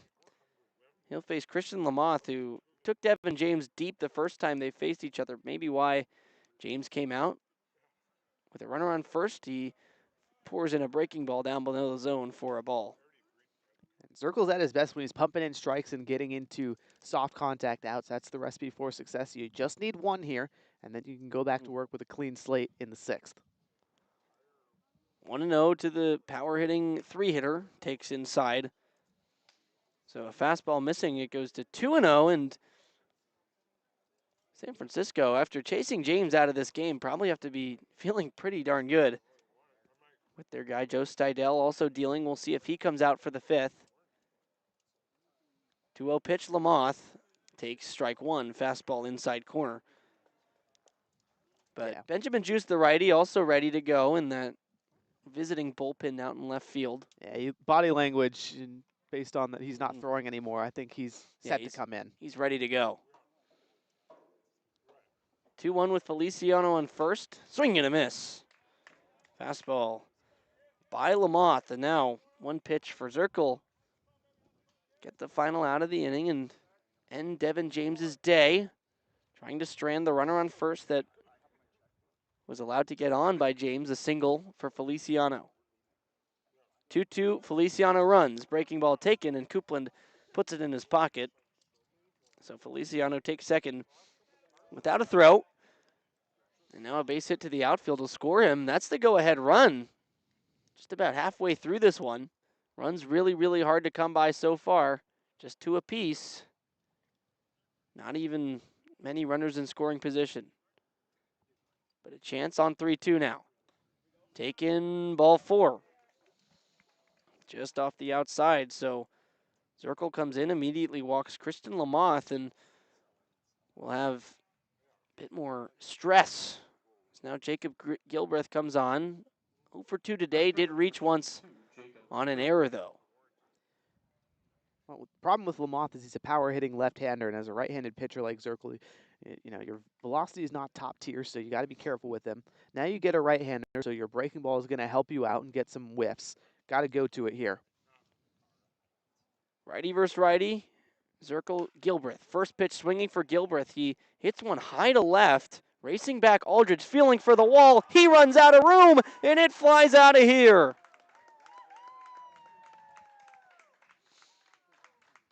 Three-run homer for Jacob Gilbreth. Are you kidding? How'd that get out? Well, partially some wind assist, but just well struck. Fastball top of the zone that you go after in its attack all day long as a hitter. Coming in at 86, turned around 91 miles an hour off the bat. Good night. Wow. That is a punch to the gut for an offense that has been struggling today in the Crawdads, and you know, chasing 3 runs on the scoreboard. Big 3-run homer off the bat of Jacob Gilbreth. Now Tanner Wallace swings and fouls the first one. Devin James' day does end. He's just on the books for one of those runs. So he's done with 2 total earned runs, 4 2/3, 9 strikeouts, 1 walk. Still a very, very good outing. Now, clean slate for Zirkle, 0-1 to Tanner Wall. He thought about it, but takes wisely inside. A breaking ball. Hard biting slider is a no-go.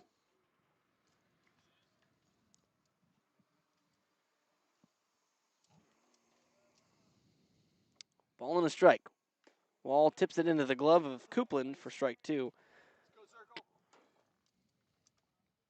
And for Gilbreth, just the second home run on the season. RBIs 7, 8, and 9. Not a guy who's shown a lot of power. Not a guy who's shown a high batting average either at all, but just a heck of a swing. 1-2 in the dirt. Changeup swung after. Tag made. Zirkle gets out of the inning, but surrenders a 3-run homer to put the Crawdads down 3 runs. Charlie Limoncelli looking for some run luck as he'll take over for the rest of this ballgame.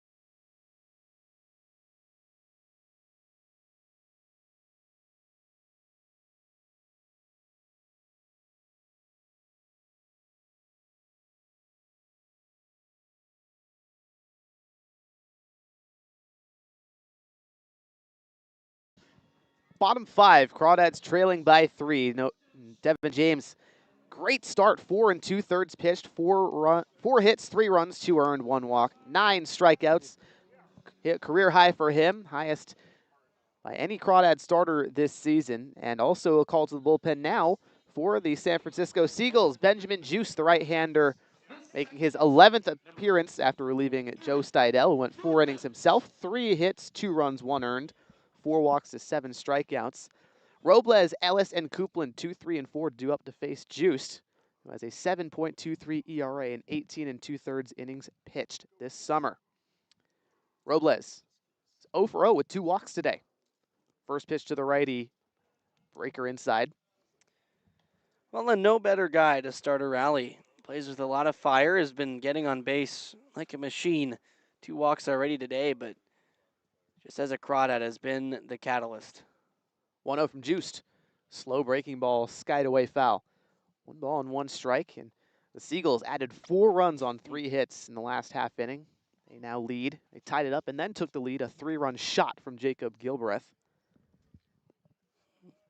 Crawdads, just 2 runs on 3 hits, 2 defensive errors also helped them out on the part of San Francisco. 1-1. Robles takes a breaking ball on the outer third, called a strike. Just 69 miles an hour with a lot of spin from Benjamin Juiced. Isn't going to blow it by you necessarily, but gets the job done. 1-2 to Robles.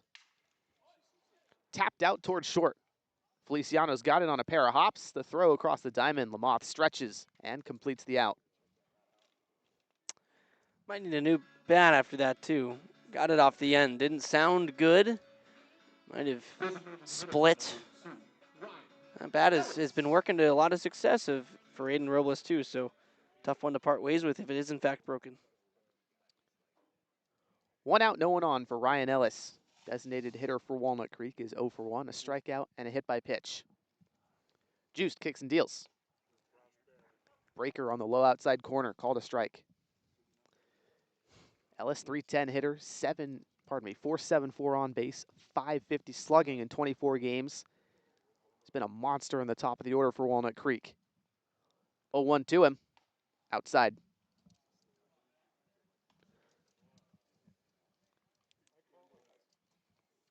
Coupland on deck, Cam Taylor in the hole. Crawdads looking for offense all of a sudden. 1-1. Ellis takes a big rip and just gets a piece.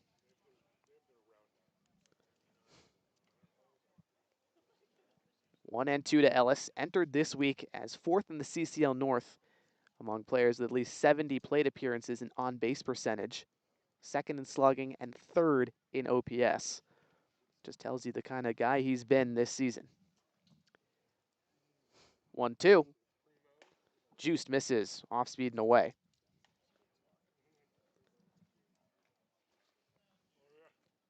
2-2 count to Ellis. Last time he had one of these counts was hit in that right shoulder blade back in the first against Joe Steidel.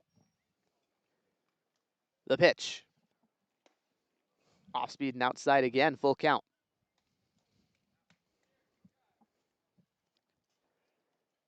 22 walks to 13 strikeouts for Ellis this season, now 14, including today's game. Tough to get out in full counts, but Juiced looking for the pitch to do it. He won't. Misses outside. A 1-out walk for Ryan Ellis brings up the hard-hitting Joe Coupland. 1 for 1. RBI single in the 3rd, walked in the 1st. And I extend the point from the start of the inning. This is just the right part of the lineup to try and get something going. These are the guys you want up. And a chance to do it now after Ellis gets it on with a signature walk.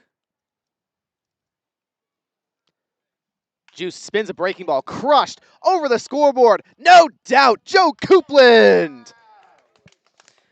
And then Joe Coupland with a signature, no doubt, bomb home run. That's their 2nd home run of the season. 5-4, the Seagulls still on top, but Joe Coupland, his 2nd blast of the season at 100 miles an hour off the bat. Top of the zone breaking ball, demolished. 353 feet out to left field. Yeah, not where you want to throw that one. Not to this guy. Not to anyone, but especially not to this guy. He deletes that pitch. He's done it now twice. Man, both homers have been exemplary. All of a sudden, Crawdads back into a 1-run game. Here's Cam Taylor with one out. First pitch he sees, tower shot into center field. Gurman tracking back at the warning track. There it is, just makes the grab. Cam Taylor just a little bit under that one, 39-degree launch angle. If he levels out the bat a little bit, that one's gone. Good swing.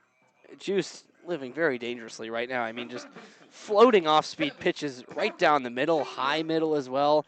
You don't want to ever leave those up because, especially from the sidearm slot, they don't have the ability to break down. They just sort of sit on a silver platter for the hitters.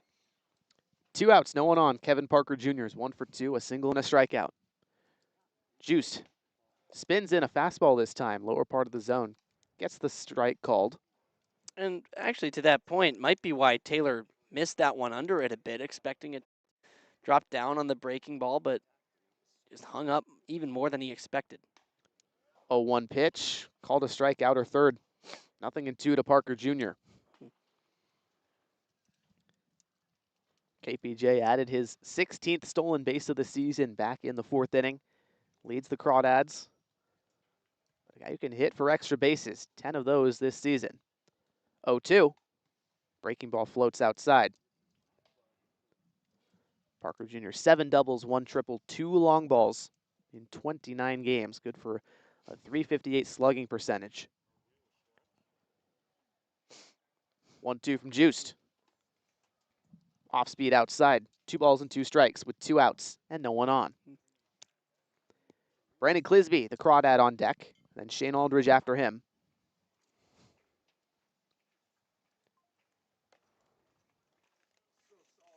The 2-2. Parker Jr. takes high and inside, another breaker. Full count. Just 2 batters ago, Joe Coupland made this a 2-run, cut the deficit to just 1, pardon me, a 2-run home run. 3-2 to KPJ. Lifted in the air to center field. Gurman tracking back, going towards the wall. This ball floating, and then the catch made as Gurman crashes into the tarp at the batter's eye. So 2 balls back-to-back, given a long ride into center field, but the Crawdads do add to the lead. Joe Coupland, a 2-run shot.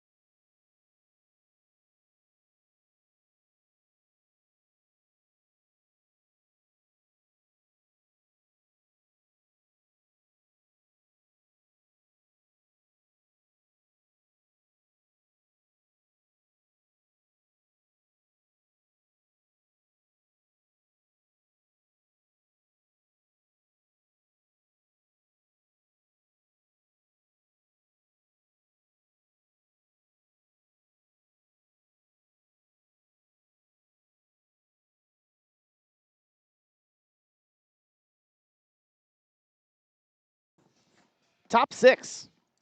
Seagulls leading by 1 over the Walnut Creek Crawdads. Alan Ramirez, Marcus Graham, and George Schmidt. 6, 7, and 8 due up for the Gulls, leading by 1. Noah Zirkle got the final out in the top of the 5th, relieving Devin James, who went 4 2/3. But Zirkle allowed a 3-run homer that gave the Seagulls the lead to Jacob Gilbreth. Ramirez is 0 for 1, walk and a ground out.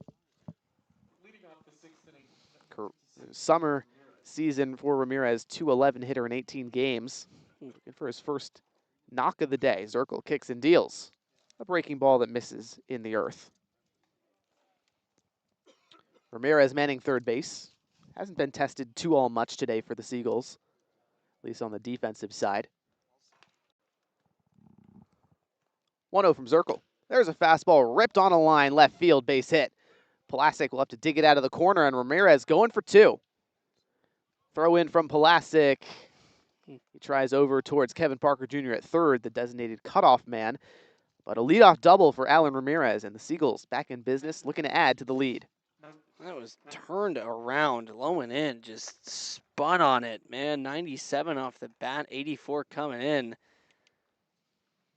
That's a good swing to throw on the educational reel, inside pitch. That's how you want to attack it. Drop the head early, get it just out in front, crush it. Ramirez, a righty, then two straight lefties in Graham and Schmidt that now Zirkle has to face. First pitch to Graham, he squares bunt, taps it down, foul behind home plate. Graham 0 for 2, a strikeout and a ground out to first where Cam Taylor was waiting. Took it to the bag himself. And now also Sam Johnston, the right-hander, warming up for Walnut Creek.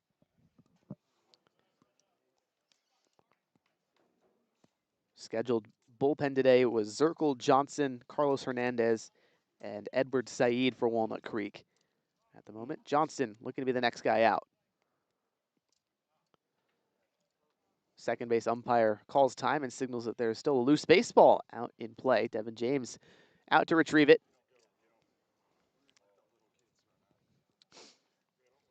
Graham, 3 extra base hits this season, all of them doubles in 25 games. Chance for him to deal damage. Zirkle ahead 0-1. The pitch in. Breaking ball fouled back.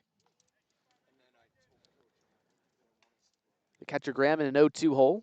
Behind the dish, he's been good defensively. Threw out Aiden Robles in the first inning, but missed when Kevin Parker Jr. stole a base in the fourth. 1 for 2 on caught stealing attempts. 0-2. Zirkle misses in the dirt.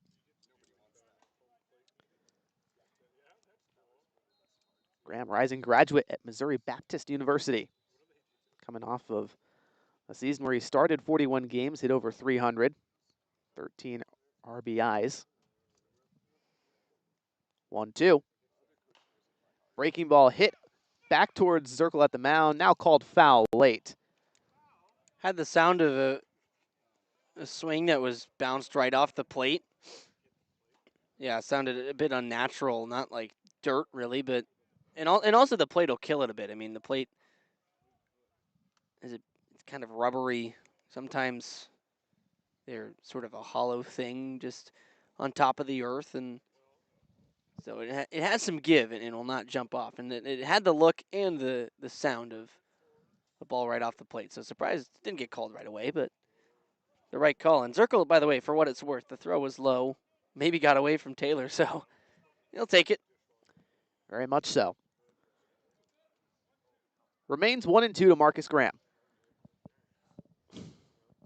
Runner at second, no one out. Top of the sixth. Seagulls lead by 1. Zirkle with a spin back, no throw to second. Ramos playing over at short and shaded towards the bag in coverage. Against the lefty Graham. Robles playing deep at second base, as is Cam Taylor at first. 1-2, runner goes. Hit foul behind home plate.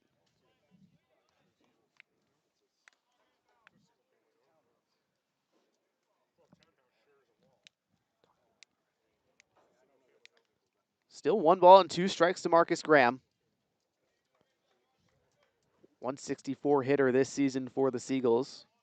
343 on base.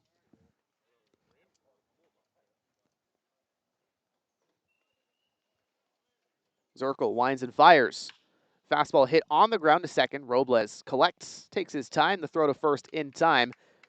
But Ramirez moves over to third. 90 feet closer from making this a 2-run ball game.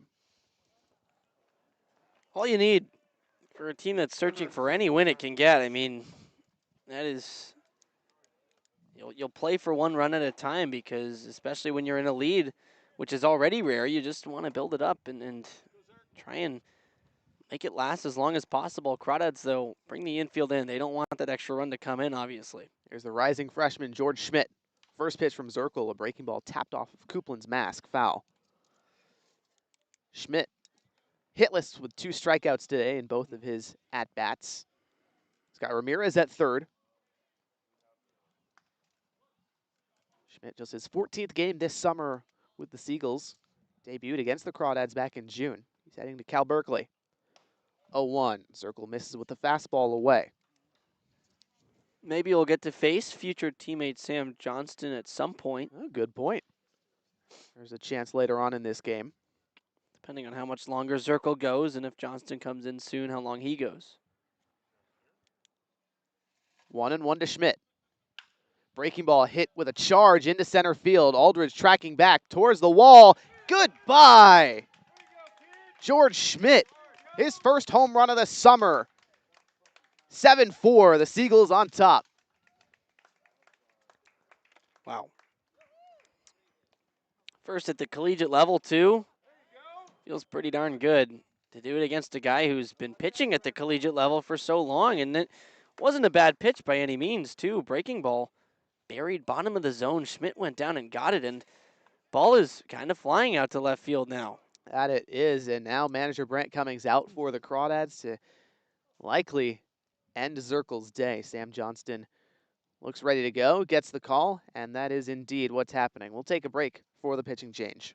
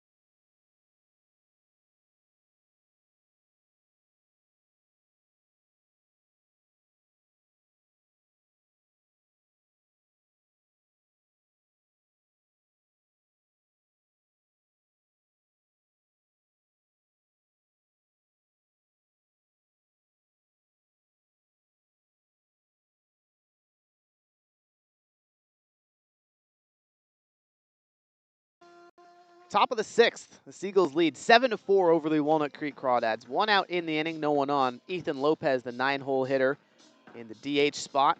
To face Sam Johnston, the new pitcher for Walnut Creek, comes in, trying to get some outs. Johnston, his 6th appearance this season. He's gone 2 2/3 innings so far, 33.75 ERA. Guy that's been struggling with his command, but good opportunity for him to work on it here with 1 out in the 6th. No base runners. Only need 2 outs to escape it. But geez, this game has turned on its head. Was 1-1 so recently. Johnston kicks and delivers. There's a fastball on the low part of the zone. Strike 1. And now 7-4 for the bad guys. Seagulls with a 3-run lead. 0-1 pitch from Johnston. A fastball outside and away. And George Schmidt, the rising freshman heading to Cal, just hit a 2-run blast to extend the lead. Sam Johnston currently attends UC Berkeley. His 1-1, Lopez taps it foul. So the two likely to meet in the fall. Sam Johnston wasn't able to pitch with the Golden Bears this spring. Did not garner any playing time, so decided to take a redshirt year. Preserve the eligibility. 1-1 breaking ball to Lopez. High chopper to third. Parker Jr. rushes into field, and the throw with plenty of time. Sam Johnston, first batter he sees, gets the putout. 5-3 this time. That's what he needs for his confidence. Harry just needs to throw strikes. That curveball was pretty nasty, too.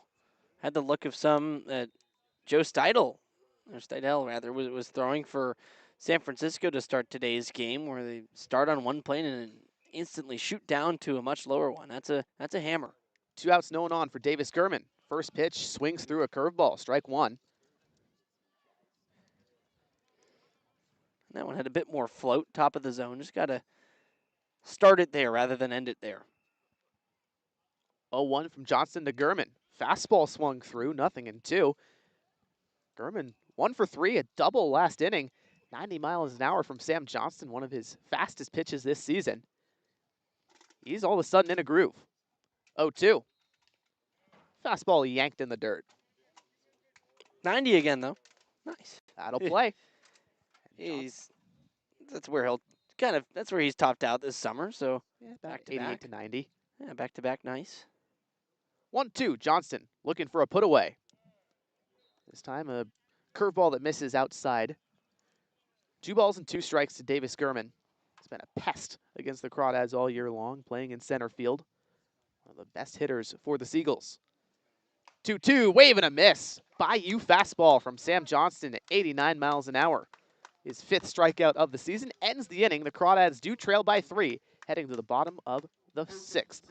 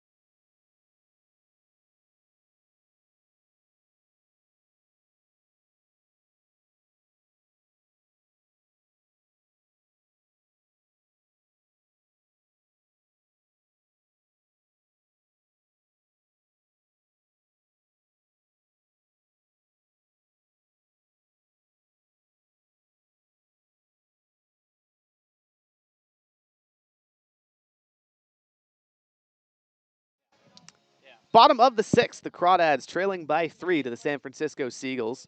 Brandon Clisby, Shane Aldridge, and Elijah Ramos, 7, 8, and 9 due up.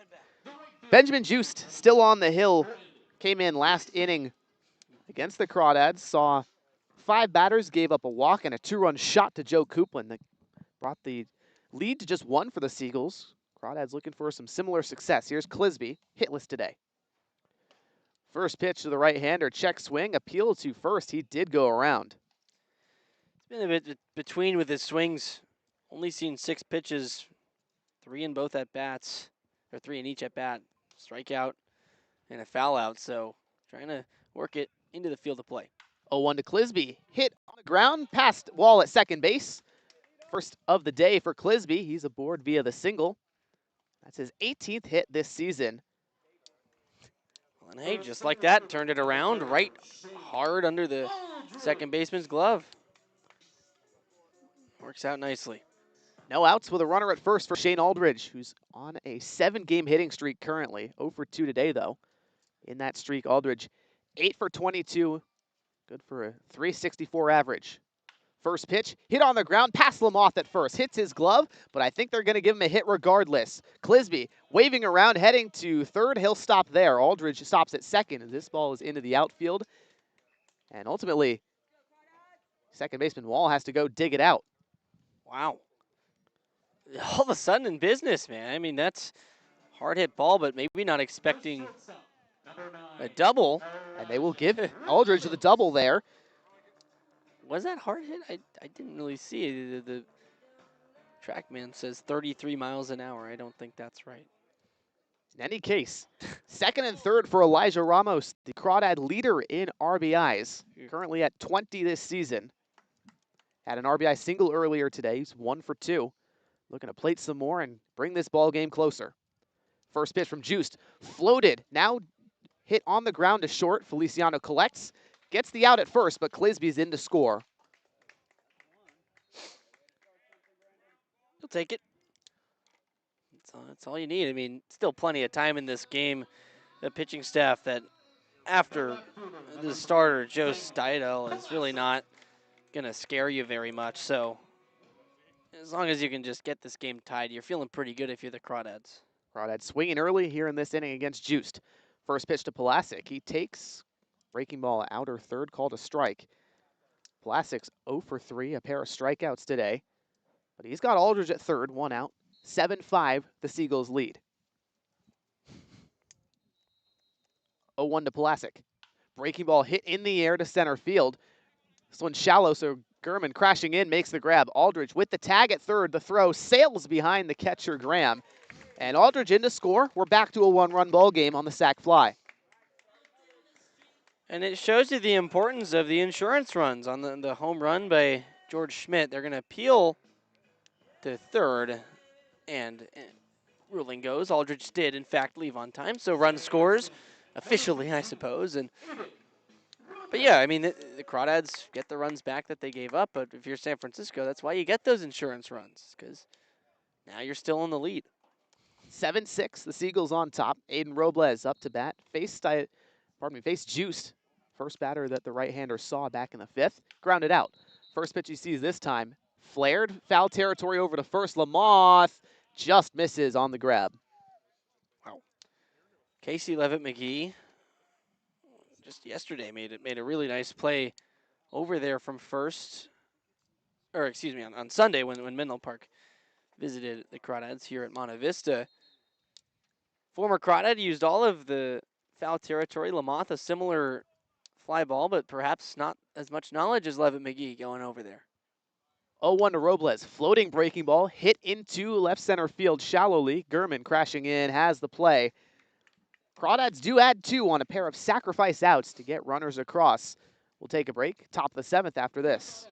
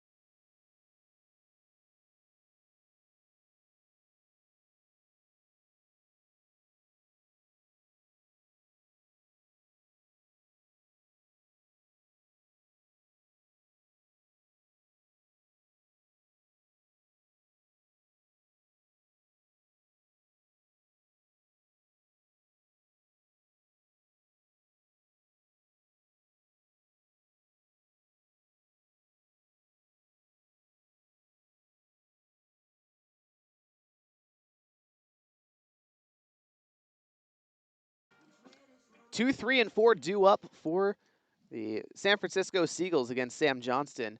Crawdads today have allowed 2 home runs, and they are 1 and 4 over the last 2 seasons when they've given up 2 or more homers to the opposing team.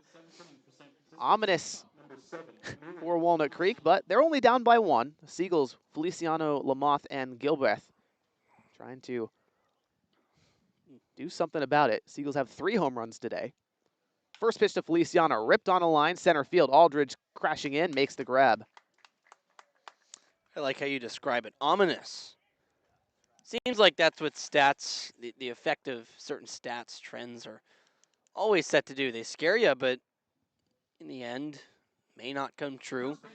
You can line up so many different stats next to each other. You could look at how many times were the Crawdads trailing 7-6 after 6 innings. What's their record then? 3-0 maybe. It's always a toss-up, isn't it? First pitch to Lamoth. Johnston hits a curveball on the inner third. Strike 1. Lamoth, 1 for 2, a homer and a walk. And you know, I think you've got a good point there, Harry. Sometimes the records after certain stats are a little bit deceptive. 0-1 fouled back. Johnston in a groove right now, Harry. He is. Down the last 2 batters for the Seagulls in the top of the 6th. He's now retired 3 straight, looking to get Lamoth out here too. ahead 0-2. The righty's pitch. Fastball misses high at 88. Might I say, Bestie's really looked all summer. Absolutely. In fairness, recovering from a bit of an injury at Cal, so maybe just really starting to feel good again, 100%. 1-2 breaking ball, just tapped foul. Lamoth well out in front, and that pitch really not close to the zone. Just a 2-strike, protect me swing, and it's a good sign. That's one you like to see as a pitcher, that your stuff's getting that, and it didn't even go in the zone. Man. 1-2 from Johnston. Curveball hit on the ground to third. Parker Jr. has it. Takes his time. The throw to Taylor. Got it there. Another 5-3 put out. 2 down. No one on. Top of the 7th inning. Gosh, and I'll tell you, playing here at Monte Vista or at all the fields in the CCL North during the summer will make you a much better defender because you never know where the ball's going to bounce. Parker was sort of in a squat, staring that one down as it came up to him. Took a bit of a high hop at the end, but his reaction time right on it. Up comes Gilbreth. First pitch to him. Curveball sits in the zone. 0-1. Gilbreth, last time he was up, that 3-run homer extended the lead. Pardon me, gave the Seagulls the lead. They have not relinquished said lead. 0-1. Johnston with a fastball lined foul towards first. And also Carlos Hernandez warming up for Walnut Creek in the bullpen. With Johnston in control right now, doubt he comes in this inning, but perhaps for the top of the 8th, we'll see Hernandez. Johnston steps back, kicks and fires 0-2. Fastball fouled away. 90 miles an hour again from Sam Johnston. Gilbreth struggling this season entering today's contest. A little bit of a get-right homer, his second of the season. He's 1 for 3, reached on an E5 in the first. 0-2, wave and a miss. Out in front of the curveball, Sam Johnston. 2 strikeouts today, 5 straight Seagulls retired. He is dominating. Crawdads just trail by 1 heading to the bottom half of this frame.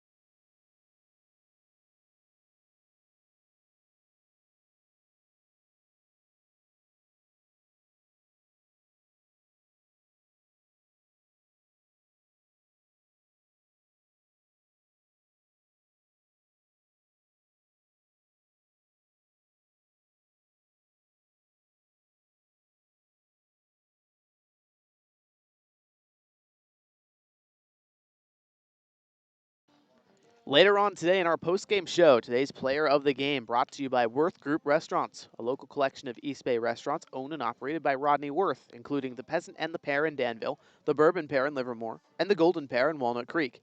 Worth Group Restaurants, an official partner of the Walnut Creek Crawdads. It's the bottom of the 7th inning.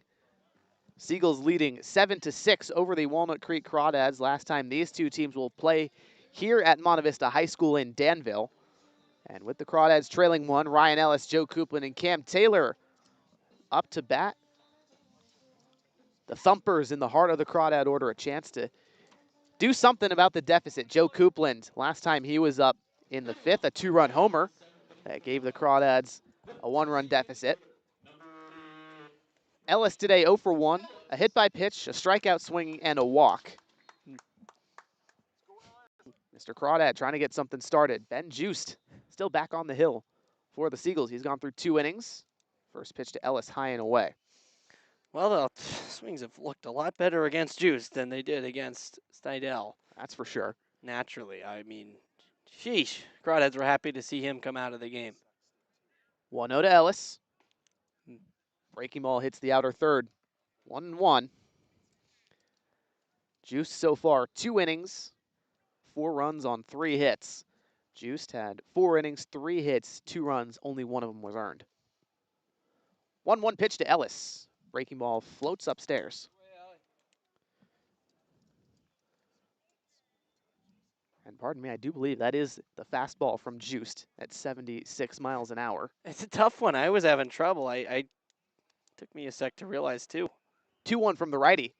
Ellis takes a hack, and it's served foul well above the third base line out of play. And naturally, you're going to get some extra movement, and just the unusual delivery causes for deception from the right-hander. So even the lower velocity is to be expected from a side armor like this, but it can still be effective too. 2-2 to Ellis. Ripped on a line right to second base. Wall was waiting. 94 miles an hour off of Ellis's bat, but Wall had no problem with it. First out in this inning. Baseball's the worst. I feel like there's not much of a comparison to be made in any other sport than a hard line drive out. I mean, basketball going up for a breakaway dunk and you smoke it off the rim or something, but that's more user error than a line drive out. Here's Coupland. He rips a line drive foul towards left.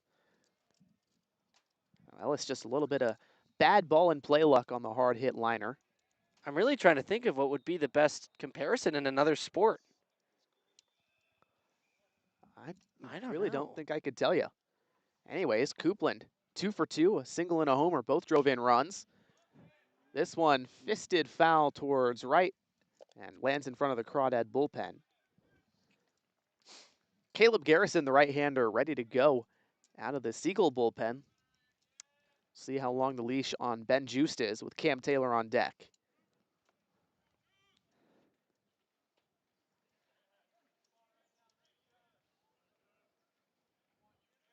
0-2 to Coupland. Breaking ball dribbled towards short. Feliciano has it. His throw, not in time. Joe Coupland beats it out. His second infield single of the day. Wow, look at the speed from the catcher, and also a guy who can play some outfield, of course, but, man, burned it down the line and showed off that speed. I'm now a little bit better with the single call earlier for him. I see the speed now, and that's good stuff. Out comes head coach for the Seagulls, Mark Cavilla. They'll call to the bullpen. Ben Juiced likely over. Caleb Garrison taking a couple steps. Cavilla grabs the ball. That'll do it. 1 out. Bottom of the 7th. Coupland at first. Cam Taylor coming up. We'll take a break.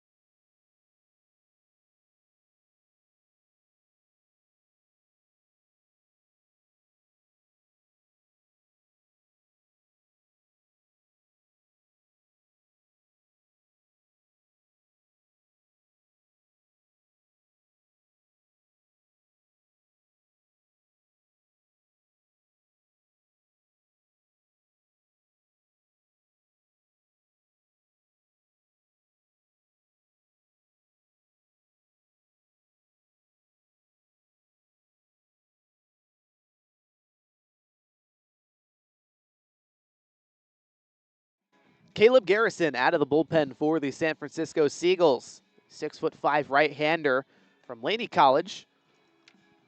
11 appearances this summer now. 7.0 ERA, 1 win, 3 losses, and 27 innings pitched. He's allowed 35 hits. 6 of those are home runs. That's something Cam Taylor's setting his eyes on. Due up with 1 out. Joe Coupland at first following his infield single.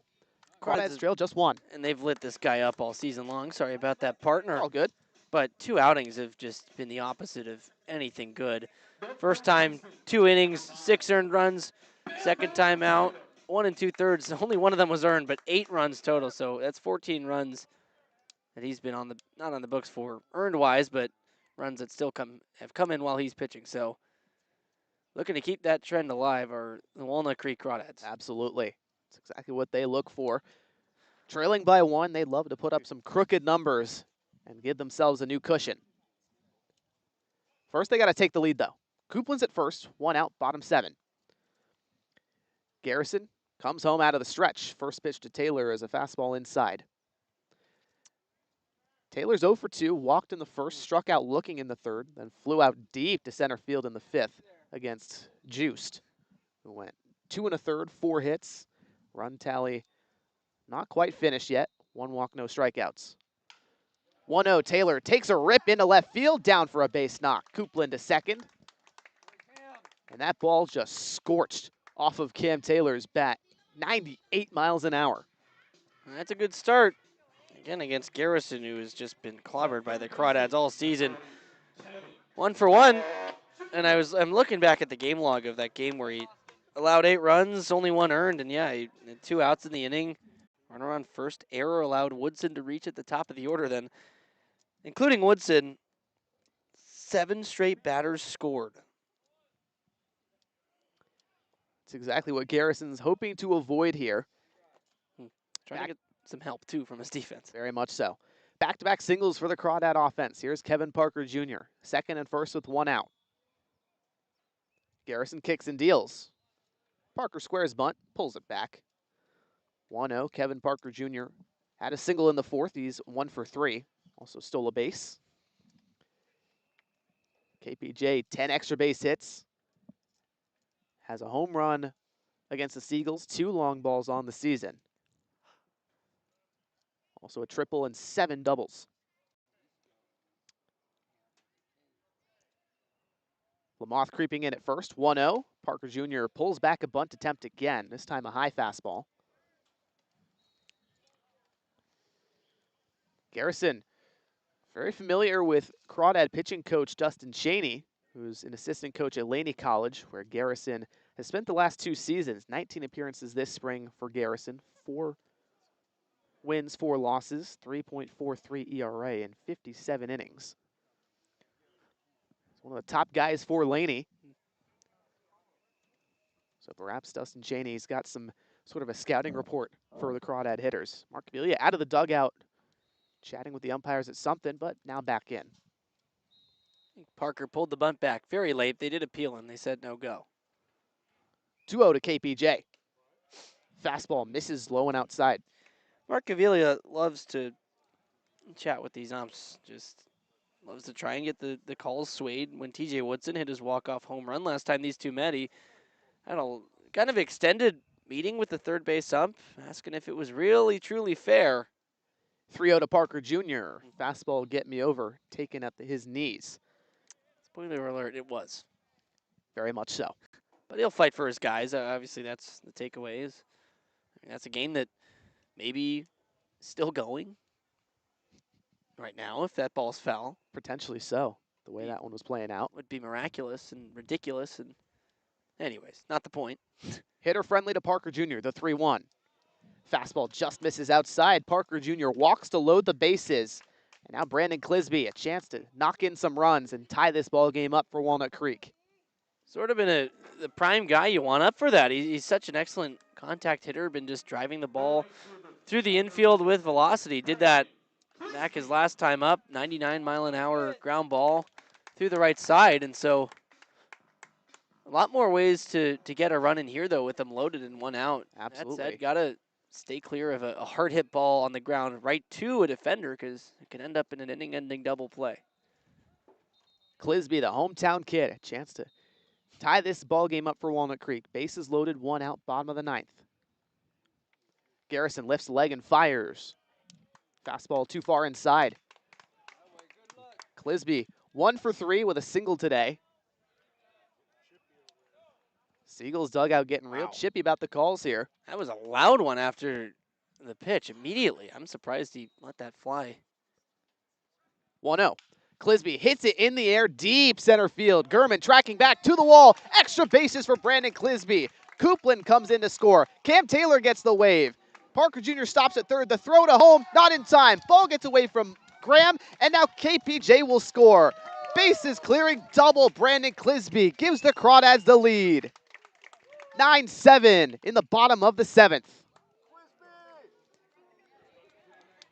Absolutely stung. That's an outside pitch that he got out in front of and was able to pull with authority. 98 miles an hour, one tick down from his last base hit. But man, just again, right guy for the job, in with a double. And that ball again was just scorched. Kept running away from German and had some good carry on it too. So got up and away from him. Now all of a sudden, Crawdads control this game. Clisby advances to third on the throw, and the missed grab allows KPJ to score. So a 2 RBI double that Clisby gets credited for. Here's Aldridge. Fastball on the outer third, called a strike. I suppose error on the cutoff man maybe, or just on the throw. And no error Yeah, credited on the live stats. 0-1 pitch. Aldridge takes another fastball outside, called strike. 0-2 to Shane, hit a double in the 6th. Later came across to score when Pulasic hit a fly out to center field. But Clisby, 98 miles an hour off of his barrel to plate 2. Plus 1 more on the throwing error. That ball misses outside. It's 1-2 to Aldridge. Now Aldridge's last 7 games, 2 doubles, 7 singles. He's been red hot. 1-2. Garrison misses high. Crawdads back in the lead for the first time since the 4th inning. They only led for less than half an inning. Yeah, really hasn't been a long time this game. Seagulls immediately plated 4 in the top of the 5th to retake the lead. 2-2, breaking ball uncompetitive. Full count to Aldridge, and the infield playing all the way in with 1 out and a runner at third. So at this point, it'll be more about how the Crawdads pitching, how the bullpen can respond with the lead now. Task is certainly outlined clearly. Limit the damage and come home with a victory. Garrison, the payoff to Aldridge. Swing and a miss, top of the zone fastball. Aldridge couldn't lay off. Both of his strikeouts have been on half-hearted attempts where maybe halfway through he decides maybe shouldn't have gone around, but too late. So just trying to fully commit when you get to that 3-2 count. You can't really be in between with yourself. Even if you have a pitch that's close, you still got to try and swing at it, even if it's a ball, just to fight it off, stay alive. 2 outs, Clisby still at third for the Crawdad RBI leader Elijah Ramos, who has 2 today. First one to him, a fastball wide. Ramos, 1 for 3, RBI single in the 4th, and then a sacrifice ground out to short that drove in another run. Garrison above the letters, 1-0. Fastball inside, Ramos has to look out.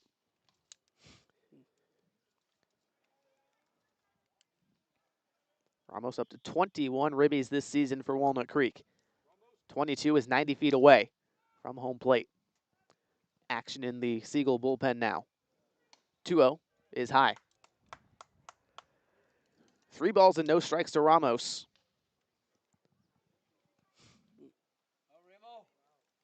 Lucas Shaw, the right-hander, warming up for San Francisco now as this game has gotten away from Garrison. He surrendered the lead to Walnut Creek. 3-0. Ball 4, high and inside. Ramos, a 4-pitch walk. Lineup turns over to Daniel Pulasic. Runners on the corners and 2 down. Last time Pulasic came up was a sac fly in the 6th, plated 1, but he's 0 for 4. And now an assistant coach out for San Francisco to chat with the infield and Garrison.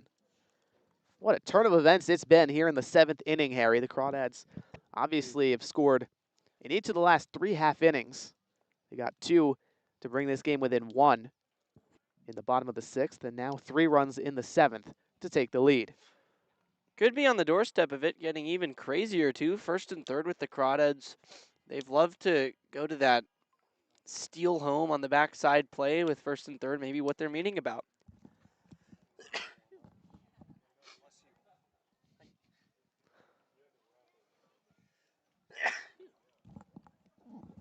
Meeting at the mound is over. Pulasic coming up for Walnut Creek.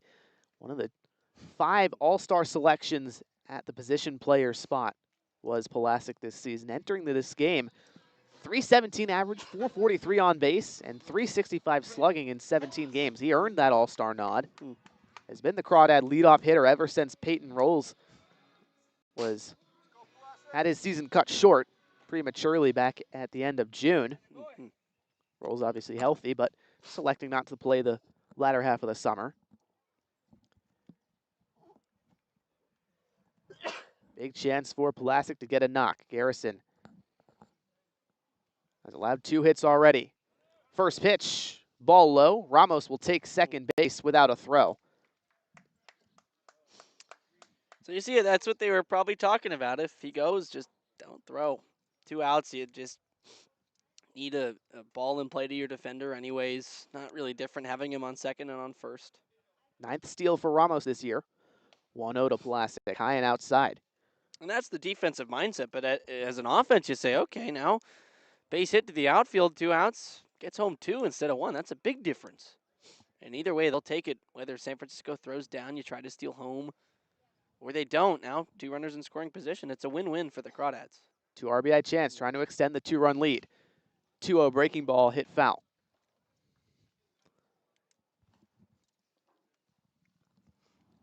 Pulasic was on a tear from June 20th to July 10th. He was a 383 hitter, 483 on base, and 437 slugging. 7 walks, 6 strikeouts. Was absolutely mashing the baseball with singles and doubles.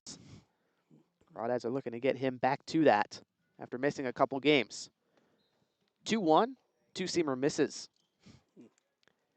Hitter friendly to the Crawdad left fielder Pulasic. Seeing Pulasic really watch these pitches all the way in, tracking them deep. Maybe trying to send something out the other way, but also making sure he doesn't swing in a bad one. 3-1. Breaking ball just hit foul. Pulasic under it. And right there and on the couple of breaking balls he's gotten, he's been sort of right on time, just trying to straighten it out rather, get a bit bigger piece of the bat. Clisby's at third, Ramos at second. Full count, 2 outs. Bottom of the 7th, the Crawdads lead by 2. Righty Garrison for the Seagulls lifts and fires. Breaking ball hit over to third. Tough bounce for Ramirez. He collects the throw. Not in time. Pulasic safe. Clisby's in at home. 10-7, the Crawdads on top, and they're going to give Ramirez an error. Could have had the final out, but it's going to be a potential opportunity for more unearned runs for Garrison's line against the Crawdads this year, which he already has 7. But, of course, going to have to get a base hit for that if you're Aiden Robles, or just put the ball in play. But regardless, it's a big, big run, and that will be it for Garrison as the second meeting's coming up. So still 2 runners on base. They'll be unearned if they come to score. It's not Mark Cavilla, so I'm not sure if it has to be. Well, it's second mound visit. But I don't know if that's a rule in the Is that not in the CCL. CCL? I was going to say I don't know. it's possible. Well, he's could asking for the baseball. Yep, Yeah, there it that's is. All right, we'll take a break on the pitching change. 2 outs, bottom of the 7th when we come back.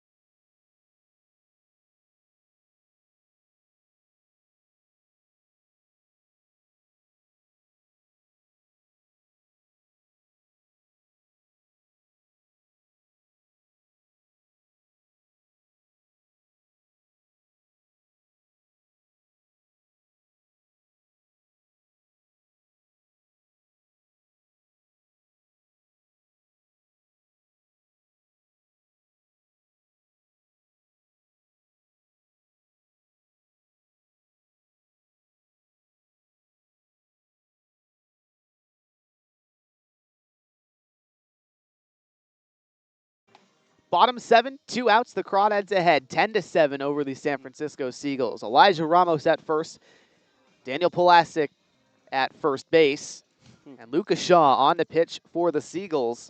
His 8th appearance, 1-0 with a 7.84 ERA in 10 innings and a third pitched. Aiden Robles up, and the Crawdads have added 4 runs on 3 hits, 2 walks, and an error defensively for San Francisco. They were trailing by 1 entering this inning. They've taken the lead and some, but still looking to add even more, make this a nightmare inning for the Seagulls that would be hard to recover from. Yeah, it's a statement the Crawdads needed to make, and they've made it, but it's not yet punctuated. Shaw turns and delivers, this time an outside breaking ball. Pulasic will go ahead and steal second uncontested. And Robles starts out ahead 1-0. 10th steal of the season for Daniel Pulasic.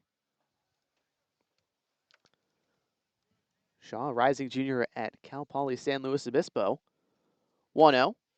Check swing, breaking ball outside, and Robles did not go. 2-0. But Shaw plays on the Cal Poly Slow club baseball team. And now manager Mark Caviglia for the Seagulls arguing both of those last 2 balls.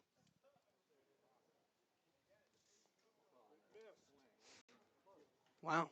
Yeah, sure. He's really on the edge here. He should. A couple days ago, I feel like a few umps we've had here at Monte Vista would not have given him as much as this home plate ump's given him, but He's got a lot of leeway at the moment. been pretty chill back there. That's also way off the plate, by the way, on our track man. Wasn't even close. 2-0 to Robles, breaking ball high and inside. 3-0 to the Crawdad second baseman. He's having himself a solid day, 0 for 2, but a pair of walks. Robles has been one of the hottest guys for the Crawdads in the last couple of games, but no hits today, as he has 9 through his first 4 games. 3-0 fastball on the inner third for a strike. Really well located from Shaw. Just high and tight, but able to find a speck of the strike zone. Really well thrown. Hitter friendly to Robles, though. 2 RBI chance here. Wave and a miss. Fastball high and inside. Yeah, a little over aggressive in the hitter's count, but why not? You get the fastball you're looking for. You just look for it a little lower. Ellis is on deck. He was the first out this inning on a liner to second where Wall was waiting. 3-2, Robles takes inside, ball 4. And the Crawdads have officially batted around here in the bottom of the 7th. Well, and a pretty good idea by Lucas Shaw, the pitcher. Just go back to that same spot where you got the chase, a pitch ago, and this time, though, Robles learned from it and able to lay off. And now Ellis, golden opportunity to become the all-time Crawdads RBI leader. Yeah, the sole possession of the RBI record. Very attainable here. Bases loaded, 2 outs. Bottom of the 7th, the Crawdads lead 10-7. Lucas Shaw lifts the leg and deals. Breaking ball inner third for a strike. Just gets Ellis to take front door. Ellis 0 for 2. Strikeout and a line out plus a walk, and was hit by a pitch in the first. Shaw steps off. Kind of shakes that back leg. Might have been some dirt in the spikes or something. Let's get back into rhythm.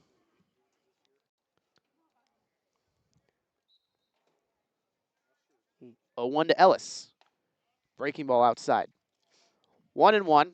Ramos is at third, Pulasic at second, and Robles at first.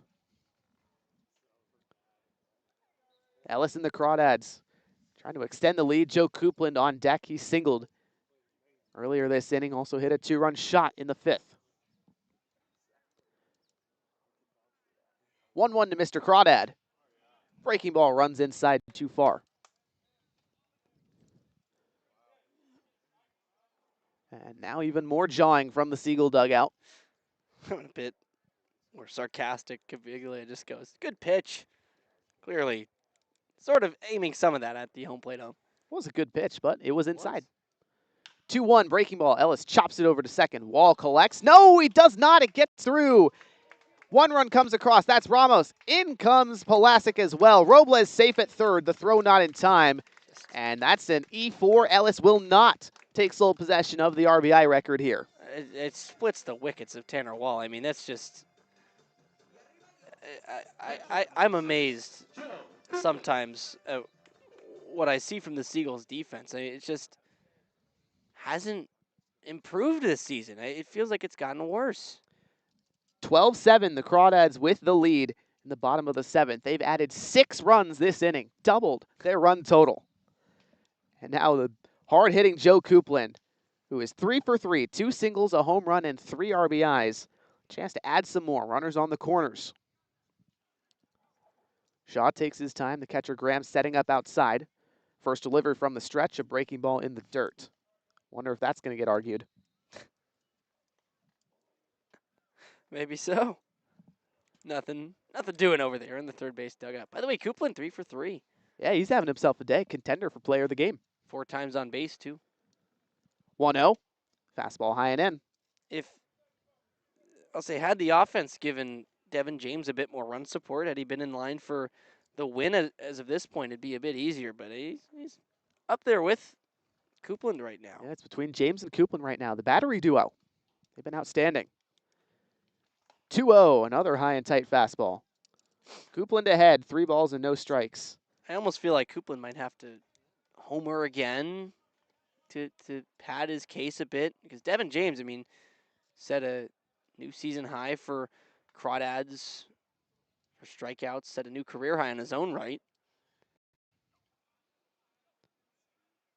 3-0 from Shaw. Coupland takes a get-me-over fastball. Still hitter-friendly, and at this point, Harry, are you giving him the green light if you're Brent Cummings at third? Oh, 3-1, absolutely. 3-1's the green light count. 3-1. Not close. Fastball high and in. Coupland walks. Bases are loaded again for the hard-hitting Cam Taylor. Not on that pitch, though. Indeed not. Taylor, second at-bat this inning, singled last time up. That was the first batter that Caleb Garrison came in for. Bases are loaded for Taylor. 12-7 lead for Walnut Creek. Bottom of the seventh, still 2 outs. A monster 2-out rally for Walnut Creek to take this lead.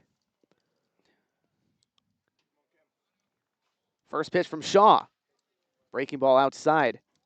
Taylor ahead. Shaw has now seen 3 batters, Robles, Ellis, and Coupland, all of which are on board. Robles at third, Ellis at second, Coupland at first. Taylor, 2 home runs this season. 1-0 pitch. Breaking ball inside, lifts the back leg out to get out of the way.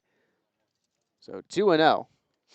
Almost took the back foot slider a bit too literally. Just off the back foot. Barely missed. Yeah. That's a good one there, Harry. I think I'll credit my friend, broadcast partner at Oregon, Charlie Martindale, I think was the first one I've heard talk about the literal back foot slider. 2-0 to Taylor. Fastball, top of the zone, outer third for a strike. That one from Shaw just got in there. Is now another right-hander warming up for the Seagulls, Branson Darrington. It's just appeared one time for the Seagulls, but could be set to go again. 2-1 from Shaw, fastball high. Hitter friendly to Cam Taylor. Kevin Parker Jr. on deck for the Crawdads.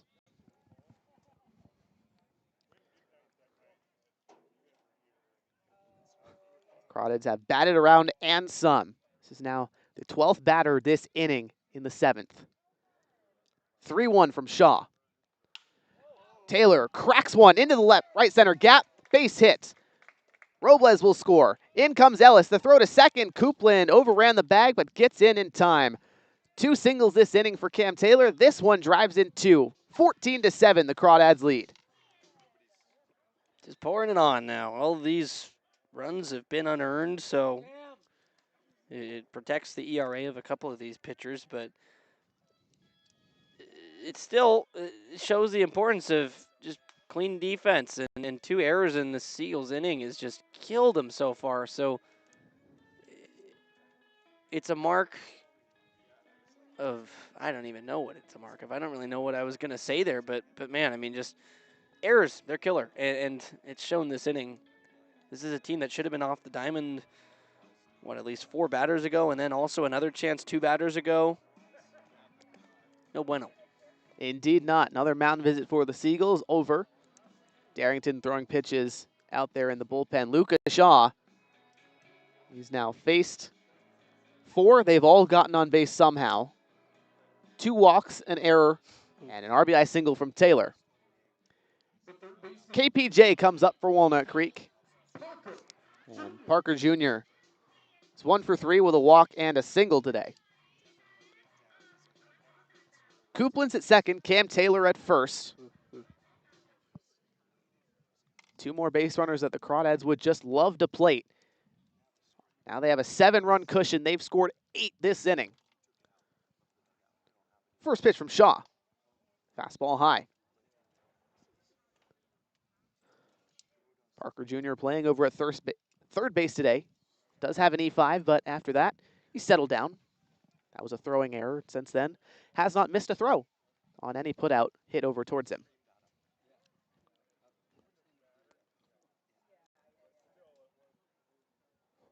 1-0 from Shaw. Breaking ball misses outside. 2-0 to Parker Jr., rising redshirt senior in the transfer portal. Didn't see any action this spring at Texas Southern.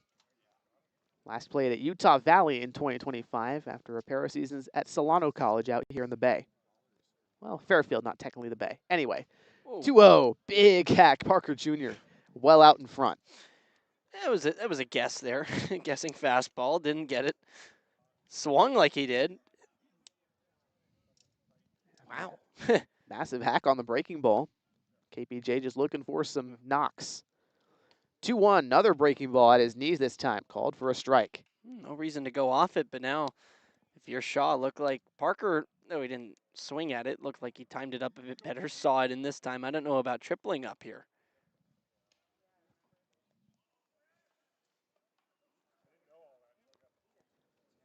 Two from Shaw. Parker Jr. takes a breaker high and inside. Count works full. He did triple up, but just not close that time. Shaw trying to record his first out this inning. We've seen 3 Seagull pitchers here in the bottom of the 7th. Juice started it. Garrison only got 1 out. Shaw looking for his first out. 3-2 runners in motion. Breaking ball high and inside. Parker Jr. walks. The bases are again loaded. And now Brandon Clisby gave the Crawdads the lead in this inning on a 2-run double. Back up for the 2nd time. He's got to be feeling pretty proud. He kind of started all this. And well, now, anyways, another chance to add on to it. This is just totally gone out of control. Crawdads, why not try and keep adding? We made the 5th key of the game, right? Understand how much each of these wins matters, and therefore you have to understand each run you get. You can never have enough runs in a tight battle for first place. Indeed not. Put it out of reach. First pitch from Shaw, misses outside. But once it's out of reach, just keep scoring. Just keep scoring. Close fastball there from Shaw, but just missed. A little bit outside. Clisby's now 2 for 4, a double and the single. 1-0. Fastball tapped foul. One more run would be new season high for runs in an inning, too. That it would. Crawdads already have 8, trying to make it even more. 8 against Menlo a few times back on the 7th of July. That was a game where the Crawdads scored 19 total. Yeah. And we're approaching that kind of territory here. 1-1 to Clisby. Breaker hit foul, 1-2. Very long bottom of the 7th, Harry. We've been here for what feels like at least 30 minutes, if not pushing 45 to an hour. Seagulls have just not been able to get Crawdads out. 1-2. Fastball away.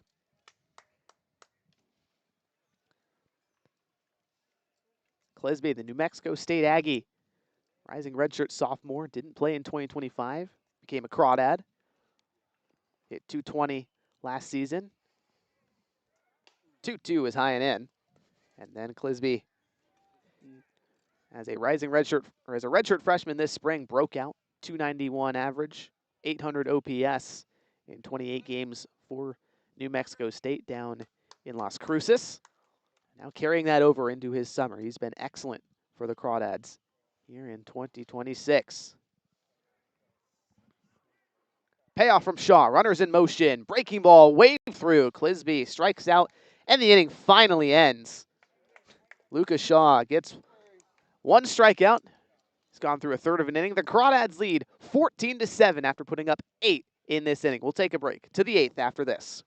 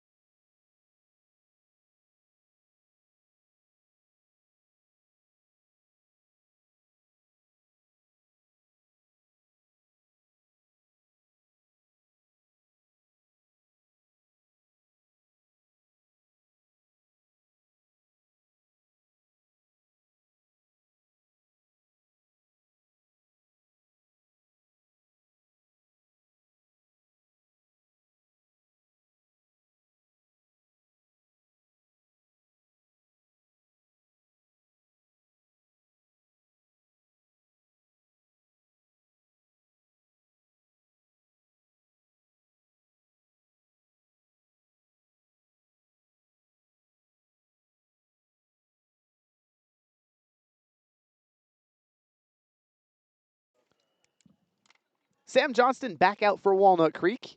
Went 1-2-3 in the top of the 7th, recorded the final 2 outs in the top of the 6th against the Seagulls, and now with a 7-run cushion, Crawdads are going to let him work. Tanner Wall, Alan Ramirez, and Marcus Graham. First pitch to Wall, popped up behind home plate, out of play. And he was in such a groove, really in his own pace, but sometimes an 8-run inning can stunt a pitcher. It's been a long time since he's been out there. 0-1, tapped foul. The Crawdads, when trailing after the 6th inning, are 1-6 this season. But since the 6th inning today, they've scored 8 runs, doing their best to make sure that that statistic ends up being 2-6 when trailing after the 6th inning. Johnston ahead 0-2 to Wall. Righty kicks and delivers. Fastball just fouled backwards. Still 0-2. Tanner Wall 0 for 3 with a sombrero. 3 strikeouts, trying to avoid the golden sombrero. Oh boy. Watch is in full effect. 0-2. No better count. The pitch from Johnston. Curveball hit fair territory over towards first. Taylor picks it up. Oh, And conflicting calls. Home plate ump says foul. First base ump says fair. Taylor obviously is saying, oh, it was fair. And I think it'll probably be a. Would it be safe if it is a fair ball? Because I don't think Taylor stepped on the bag. Taylor scooped it up while on the bag, so he would be so out. it would be out. Yeah, just question of he might have kind of crossed over perhaps into foul territory to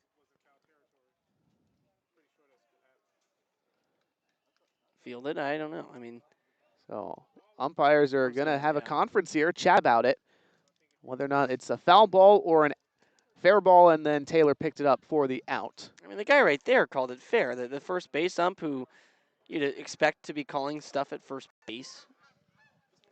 So I don't know what the rule is. Who has the authority to say it's my call? On the broadcast replay, it looks like a bit more of a fair ball, at least to our producer, Jack Brooks. Yeah. And he's going to stand by that. I, of course, have no stake in the game. I'm just a neutral observer here, and we've got 2 conflicting reports, so a very long meeting between the umpires. They're trying to figure this one out. I think it was fair. I mean, it looked like Taylor was on to his right side of the line. Scooped it with that right hand with the glove and was stepping on the base, awaiting. Now they're going to have a chat with manager Brent Cummings for Walnut Creek. No sign yet from the umpires, though. Mark Caviglia is going to await a Some meeting. kind of an appeal. Well, he'll have to at least get an explanation. This is usually how it goes, especially in college ball. You see it all the time. Umps go over to one coach, one head coach, manager, whatever you want to call it, then go over to the other foul line. The coaches have to stay behind that foul line, and they get the word.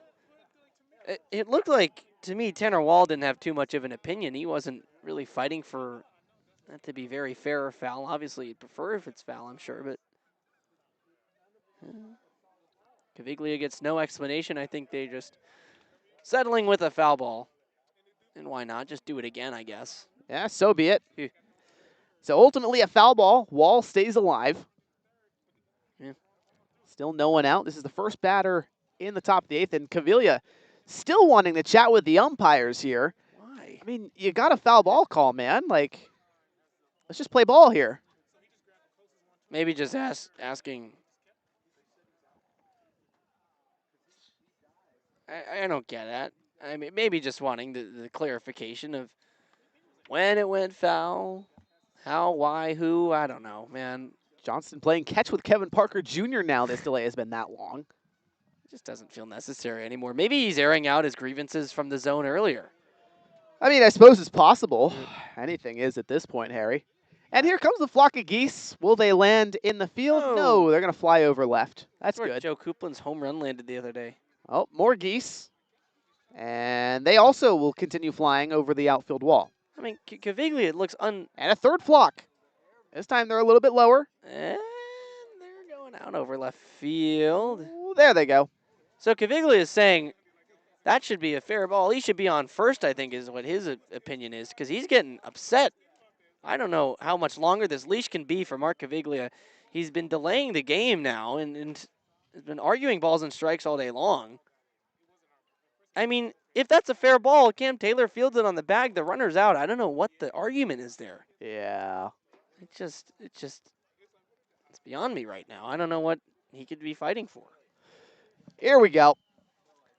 Ultimately, still a foul ball. Wall will square back in from the left-handed batter's box. Sam Johnson in a very long pause, but he's ahead 0-2. He's dealt with a few of those, too, with that long bottom of the 6th. They tested him today. Geese are circling back. Johnston, 0-2. Wall fouls it away. And a fair or foul chirp from somebody in the stands. I think we know exactly who it is, but I won't out him. I will.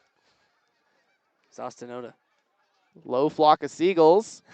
And umpires called time to let him pass. Jeez. Or not seagulls, these are geese. Seagulls are on the field. Seagulls on the field. blue. Geese in the air. It's been a very long last wow. inning and a half. This ball grounded up the middle, base knock for Tanner Wall. Okay. All right. Leadoff base runner now for the Seagulls. And it brings up Alan Ramirez. There you go. Get it on. Let's get going. That at bat and took way too long. So Sam Johnston ultimately retired 5 straight Seagulls dating from the top of the 6th through the 7th, but that streak stops there at 5 here in the 8th. Ramirez up 1 for 2, a double and a walk. Johnston out of the stretch for the first time. First pitch, fastball low and outside.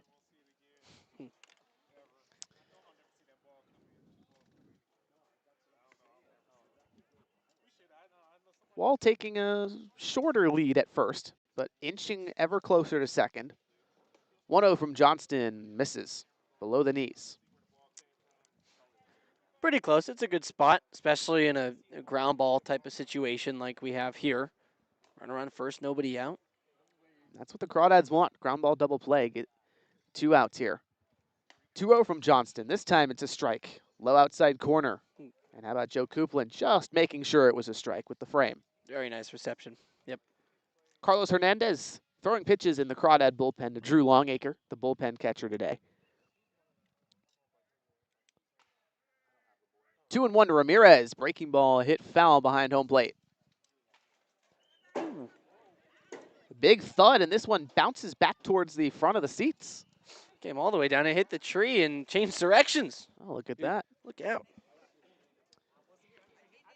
2-2 to Ramirez. A brief glance at first for Johnston. The pitch home. Fastball tapped back to him on the mound.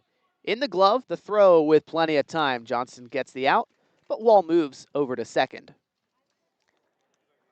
Yeah, just don't panic on that one. Softly hit. Right away you're thinking, oh, I could get a double play if it comes back to me. That's in the back of your mind. But when it's softly hit like that, the runner obviously at first going to see the ball down. They already have a secondary lead. They're, a quarter of the way, maybe a little less to second before the ball's even to you. So just keep your head about you like Sam Johnston did and make the throw to first. Here's Marcus Graham, 0 for 3. 2 groundouts and a strikeout. Wall's at second with 1 out. Johnston misses low and outside. It's been a back-and-forth game, Harry. Seagulls struck first, a solo blast in the first, then 2 runs, 1 in the third and fourth for Walnut Creek, then 4 for the Seagulls in the top of the fifth to take a lead, 5-2. 1-0 from Johnston is a fastball high and outside. Then the Crawdads responded with 2 immediately in the fifth to cut it to just 1. Seagulls added 2 more to make it a 3-run game again. Crawdads with 2 more to make it a 1-run game heading into the 7th. Seagulls were held scoreless in the top of the 7th, then 8 for the Crawdads last half inning. So here we stand in the 8th. Lined up the middle, base hit for Marcus Graham on a 2-0 count. Wall over to third. Runners on the corner is 1 down for George Schmidt. 3 home runs for the Seagulls today, 1 for the Crawdads, courtesy of Joe Coupland. George Schmidt, one of the 3 homers for the Seagulls, a 2-run shot in the 6th. And out comes Brett Cummings for Walnut Creek. First mound visit this inning, but probably likely that they're going to go to Hernandez here. Well, we were wondering if he'd And he will. get the matchup between Johnston and Schmidt, going to be teammates, and we won't. He comes in the 6th right after the home run and exits right before Schmidt comes up again. We'll take a break while Hernandez throws a couple more warm-up pitches.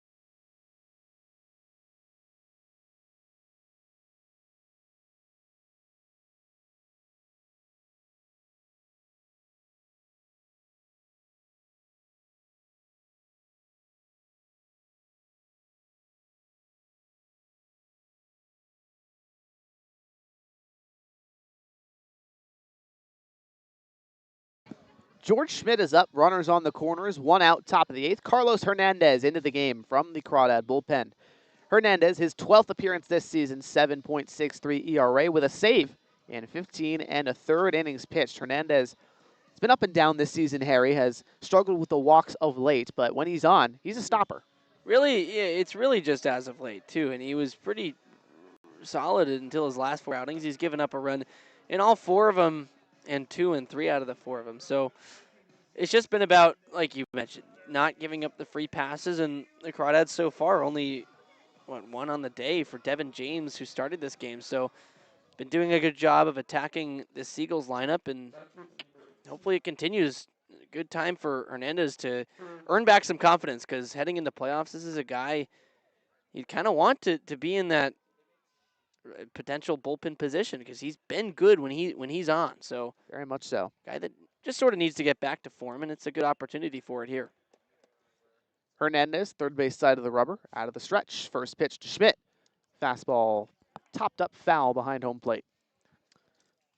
And he'll throw the kitchen sink at you. A lot of different pitches he'll go with.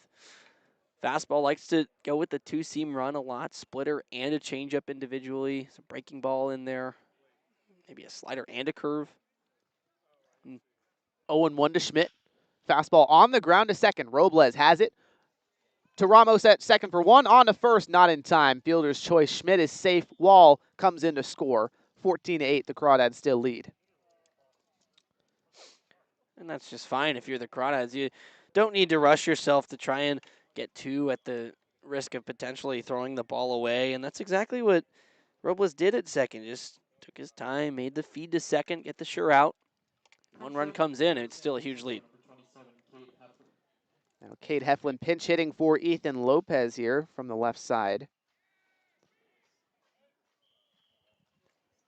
So Hernandez will have to face two straight lefties after Schmidt, and now Heflin. First pitch to him, swing and a miss. 0-1. Lopez was 0 for 3, so it makes sense that they'd pinch hit for him. 2 strikeouts and a ground out. Heflin, a .213 hitter in 27 games for the Seagulls. Working with 1 runner on and 2 outs. 0-1 is outside and upstairs. Heflin, Wheeling University guy, where he's a rising junior from Marietta, Georgia.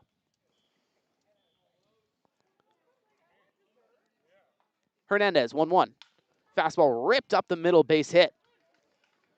Schmidt has to stop at second, but now 3 singles in this inning for San Francisco. Second and first, 2 outs for Davis Gurman. And for Hernandez, it's been a bit of the trend lately. He's been able to locate the fastball. That one up and away nicely towards the corner. It's just been getting hit. And maybe a mark of not getting the spin efficiency that he wants. Just laying it in a little bit flat, perhaps. Perhaps that's the case. 2 on for Gurman. First pitch to him, hit in the air, foul territory over to first. Well out of play now. It trails. Oh, fan had a glove over there, and he whiffed it. Oh. It was right at him. It literally one step to his right. That's a nice play. It's a routine play, even. Almost had it. Still 0-1 to Gurman, who is 1 for 4 himself, a double and 2 strikeouts. Carlos kicks and fires. There's a fastball on the outer black. Strike 2. Gurman's been a good table setter for the Seagulls all season long. Rising redshirt senior will spend his last season at Utah University, the University of Utah, after some seasons at Morehead State. 0-2, sky high, left center. Aldridge calling for it. Takes a step back. Now he's got it in the glove to end the inning. 1 run across for the Seagulls in the top of the 8th. The Crawdads looking to add even more to their lead.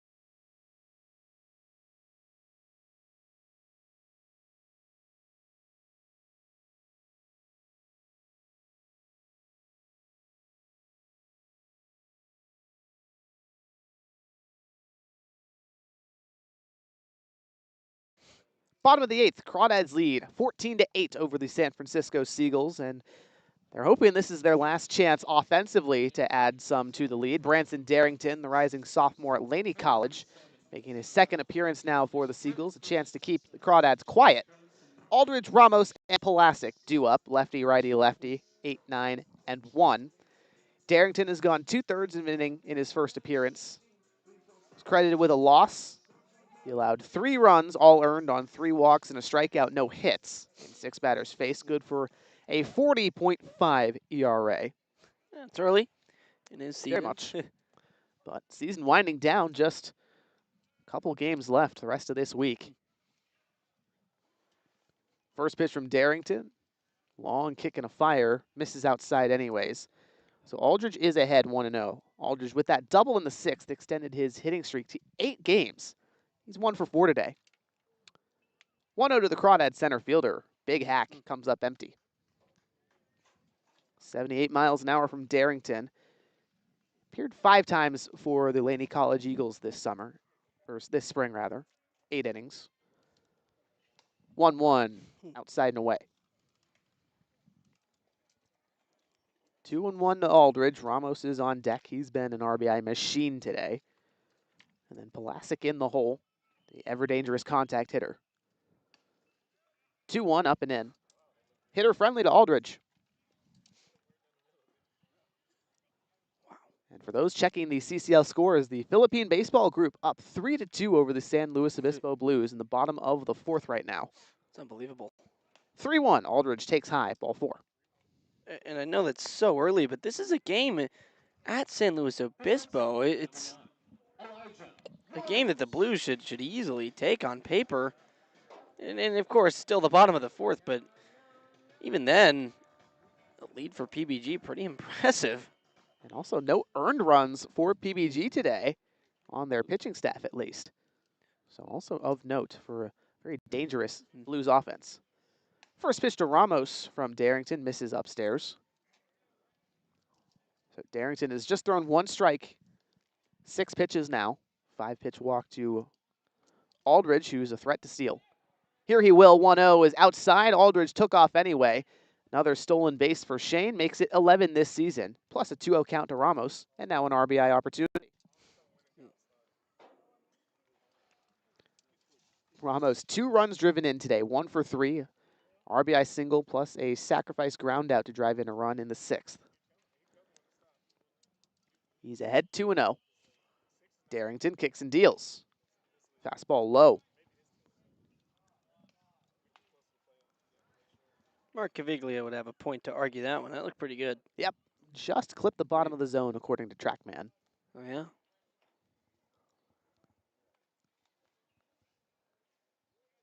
3-0. In the dirt. 4-pitch walk to Ramos, and now back-to-back walks for Darrington. 2 aboard for Daniel Pulasic. Setting the stage for another long inning.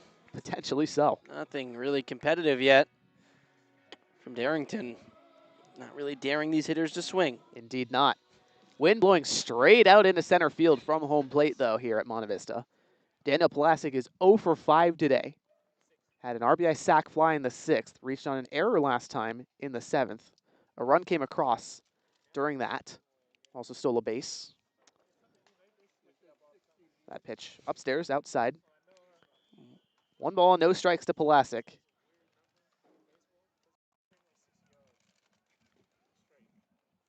One-0. Inside fastball. Called for a strike. Late call, but it was there in the zone. Up inside corner. Pulasic searching for his first hit today. It went 1 for 4 in his first game back yesterday against Menlo. Outside heater, 2-1. Fastball from Darrington really topping out at 78 miles an hour right now. Crawdads trying to come away with a win here. They have the day off tomorrow, and then they go to San Bruno to play these Seagulls on Friday. 2-1, clips the inner third at 79 miles an hour. 2-2 to Pulasic. Well, that velocity better be able to locate it, and that perfectly. He's finding himself a bit this at bat is Darrington. A couple strikes on the corners. 2-2, Pulasic grounds it over to second. Brooks collects, fires to second for one. On to first, the throw sails, pulls Wall off the bag, and Pulasic is safe. Aldridge moves to third. So Daniel Pulasic goes 0 for 6 today. That sack fly will go down as just a plate appearance. Or 0 Oh, for for 5, 5, then, yeah. you know, doesn't helps a little bit, I guess. The average might be tumbling now south of 300. In any case, Yeah, Aiden getting Robles close. up. Yeah, getting close. Good point. Robles, 3 walks today, 0 for 2 with a ground out and a fly out. Runners on the corners, 1 out, bottom of the 8th. Crawdads look at attack on. First pitch from Darrington. Pulasic goes, double clutch, the throw, not in time, in the dirt. Second stolen base for Pulasic today. Up to 11 on the season now. What's called a strike to Robles as well.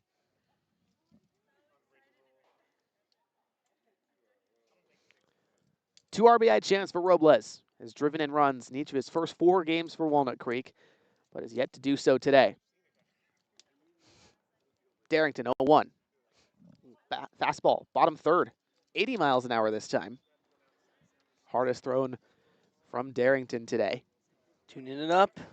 And Sutter Moss on deck, looking to pinch hit for Ryan Ellis.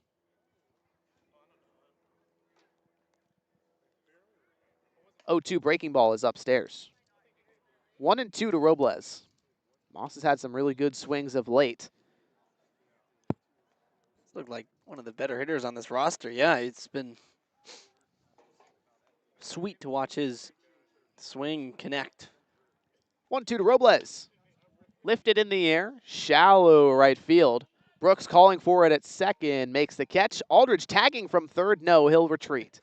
Just wanted to make sure Brooks was paying attention a little bit. Throw and eventually kicked away from the catcher Graham on a nasty hop, but that's why you do that. That's why you even just threaten to go, because if the throw somehow, lands, 10 feet away from the catcher, it'll allow you to score. So it's always applying pressure, always making them keep you in the back of their mind. So eventually no test, 2 outs, 2 runners in scoring position for Sutter Moss. Crawdad designated hitter has had himself quite the season, 3 home runs this year.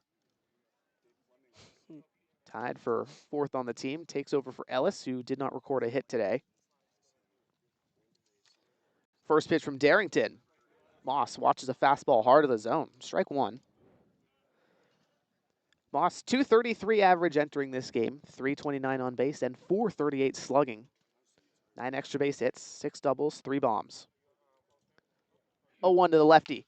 Big hack, deep to center field. Gurman to the warning track, at the wall, has it in his glove. That ends the inning. The Crawdads strand a pair.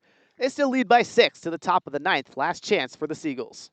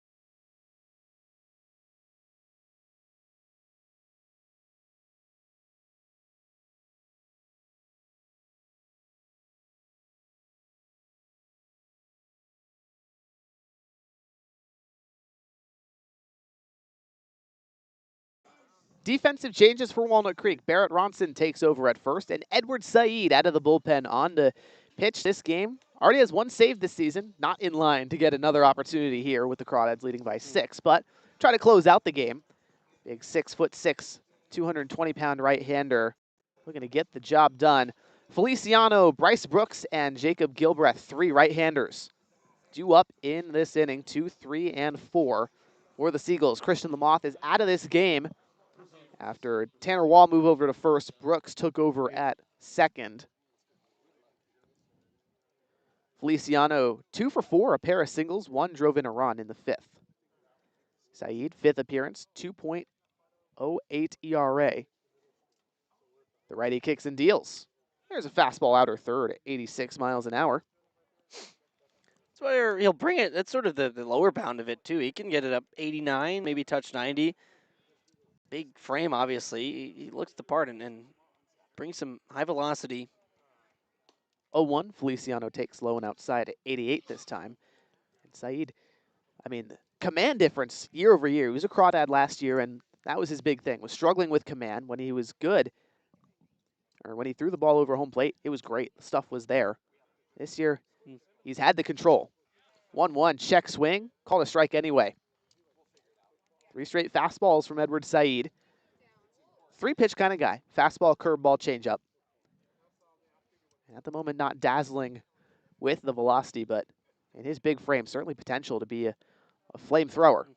There's the first curveball of his outing, and it misses outside. And he really gets behind the fastball, though. He can spin it nicely, gets a lot of ride towards the arm side, and that IVB-induced vertical break up towards 20 inches. 2-2, Feliciano fights it foul. Yeah, 21 inches of IVB there from Saeed on that fastball. 2,100 RPM as well. So very spinny. Rising redshirt sophomore Saeed is at Chabot College. His 2-2. Curveball outside. Full count to Feliciano. Still manning shortstop. That's a pitch that ends up way out, but it's a good take. Tempts the outer part of the zone in a count where you got to protect. Payoff from Saeed. Fastball dribbled foul towards first. Ronson collects. But again, a foul ball. Apart from Ronson, starter is still out there defensively for Walnut Creek. Still Coupland behind the dish. Robles at second. Ramos at short. Parker Jr. at third. Pulasic in left. Aldridge in center. And Clisby in right. 3-2 again from Saeed. Fastball ripped on a line. Left field. Base hit. So Feliciano starts off with a leadoff single for the San Francisco Seagulls. They trail by 6 in the top of this 9th inning. Wow, his 3rd hit of the day, but that whole at-bat was kind of taking 2-strike swings, not really sure of himself, and even on that one, kind of just laid the bat out there and got it off the end enough to pull it into left. Ends up working out, but Saeed had him. Saeed, you could argue, maybe won that at-bat. Here's Bryce Brooks, took over defensively for Wall, who moved to first in the last half inning. First pitch, up and in. Brooks, first at-bat today. 21 games played, though, for San Francisco. 25 at-bats. 120 hitter. 290 on base, 160 slugging. 1-0 from Saeed. Fastball fouled away.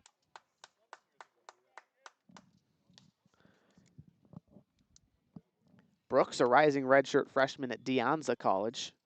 Redshirted there this spring at the JUCO level. Didn't get to play in any contests. 1-1.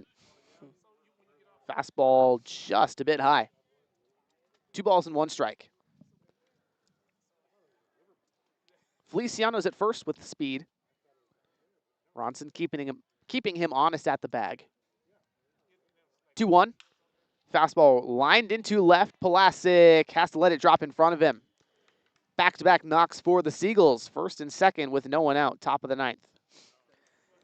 Just the type of inning where once you get the first out, the rest will come. Just need to get that first one. Get it out of the way, because if you're an offense that sees a couple of hits strung together with nobody out, you start to think big inning, and obviously Seagulls going to need an inning that you'd at least describe as big to come back from this deficit here now. But again, that first out can be so demoralizing when you're chasing so many runs. Back-to-back knocks, Jacob Gilbreth, cleanup man, a chance to add some more RBIs to his tally today. Had a 3-run homer in the 5th. 1 for 4. First pitch, breaking ball from Saeed. Top outside corner, strike 1.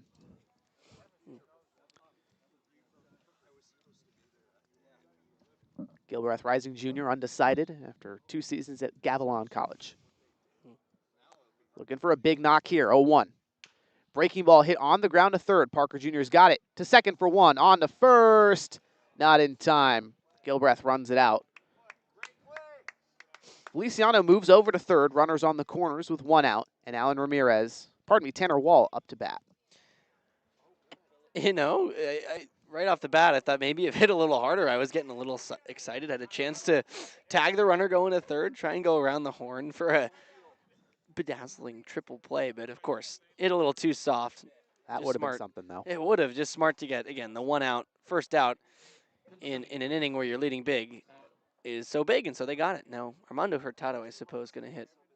Yeah, pinch hitting is Hurtado here. Tanner Wall out of the game. Last chance for the Seagulls. First offering to Hurtado, breaking ball misses low. Correct call.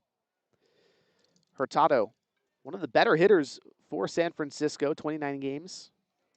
258 average, 410 on base, 381 slugging. 1-0, Hurtado hits it in the air, middle of the infield. Robles calls for it at second, and he puts him away. 2 pitches to get the pinch hitter Tanner Wall out. And now the Seagulls down to their final out. Alan Ramirez.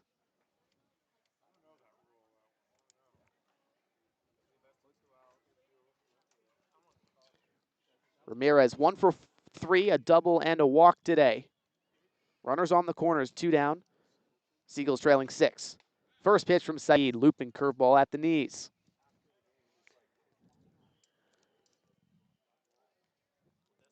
It's been all Crawdads since the bottom of the 8th inning. A long one. Crawdads 4 hits, 3 left on base, but they scored 8.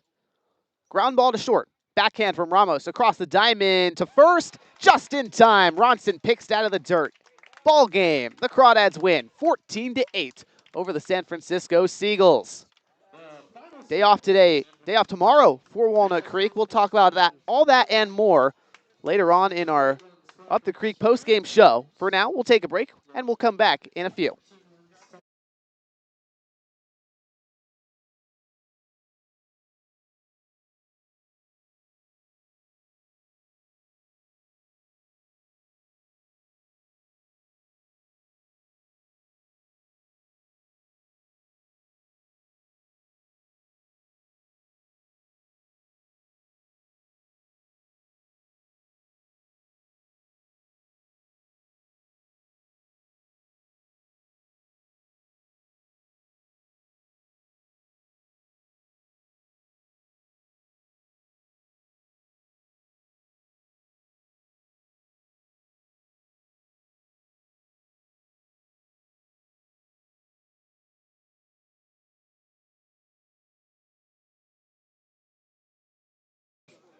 Today's postgame show is brought to you by Up the Creek Records. Up the Creek is a great record shop right next to the Ace Hardware in downtown Walnut Creek.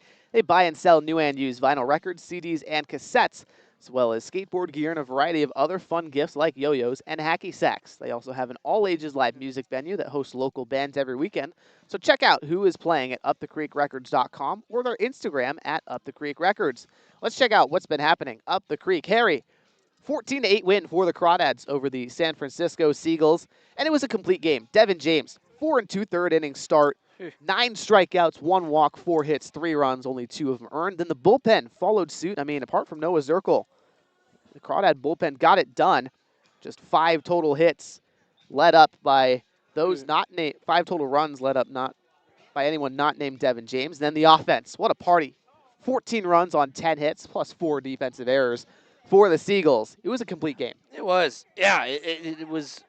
They kept it close enough after a very tough starter.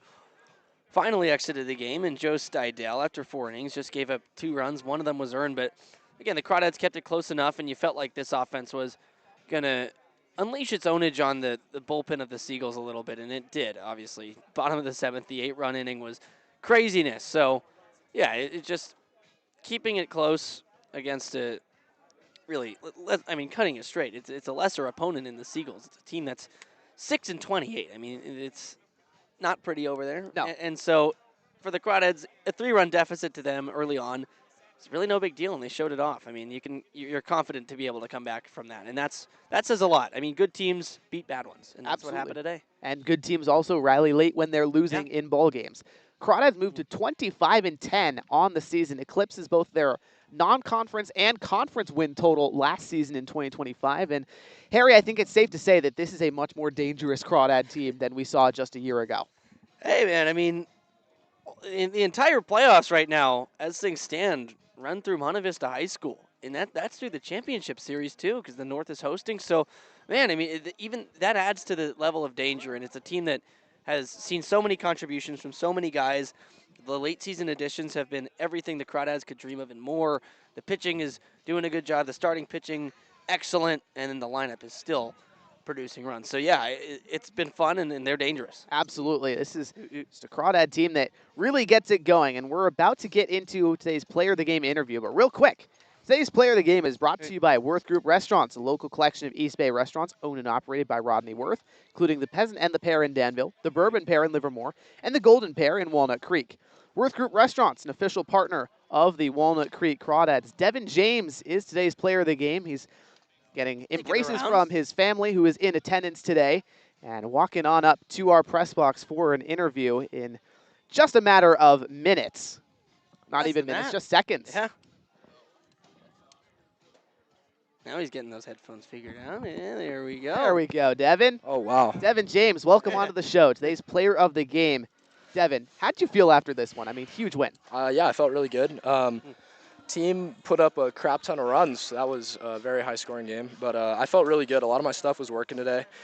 You know, I wasn't really feeling great yesterday. Feeling a little better today, but I think my stuff was working, so I'm really happy. We talked about a flu game earlier today. You said, quote, a whole bottle of NyQuil in the system, and you end up with a career-high 9 strikeouts in 4 2/3. I mean, what were you and Coop dialing up that worked so well against these guys? Me and Coop really had a good system. Like, first off, not a lot of guys on second, so I could shake signs easily.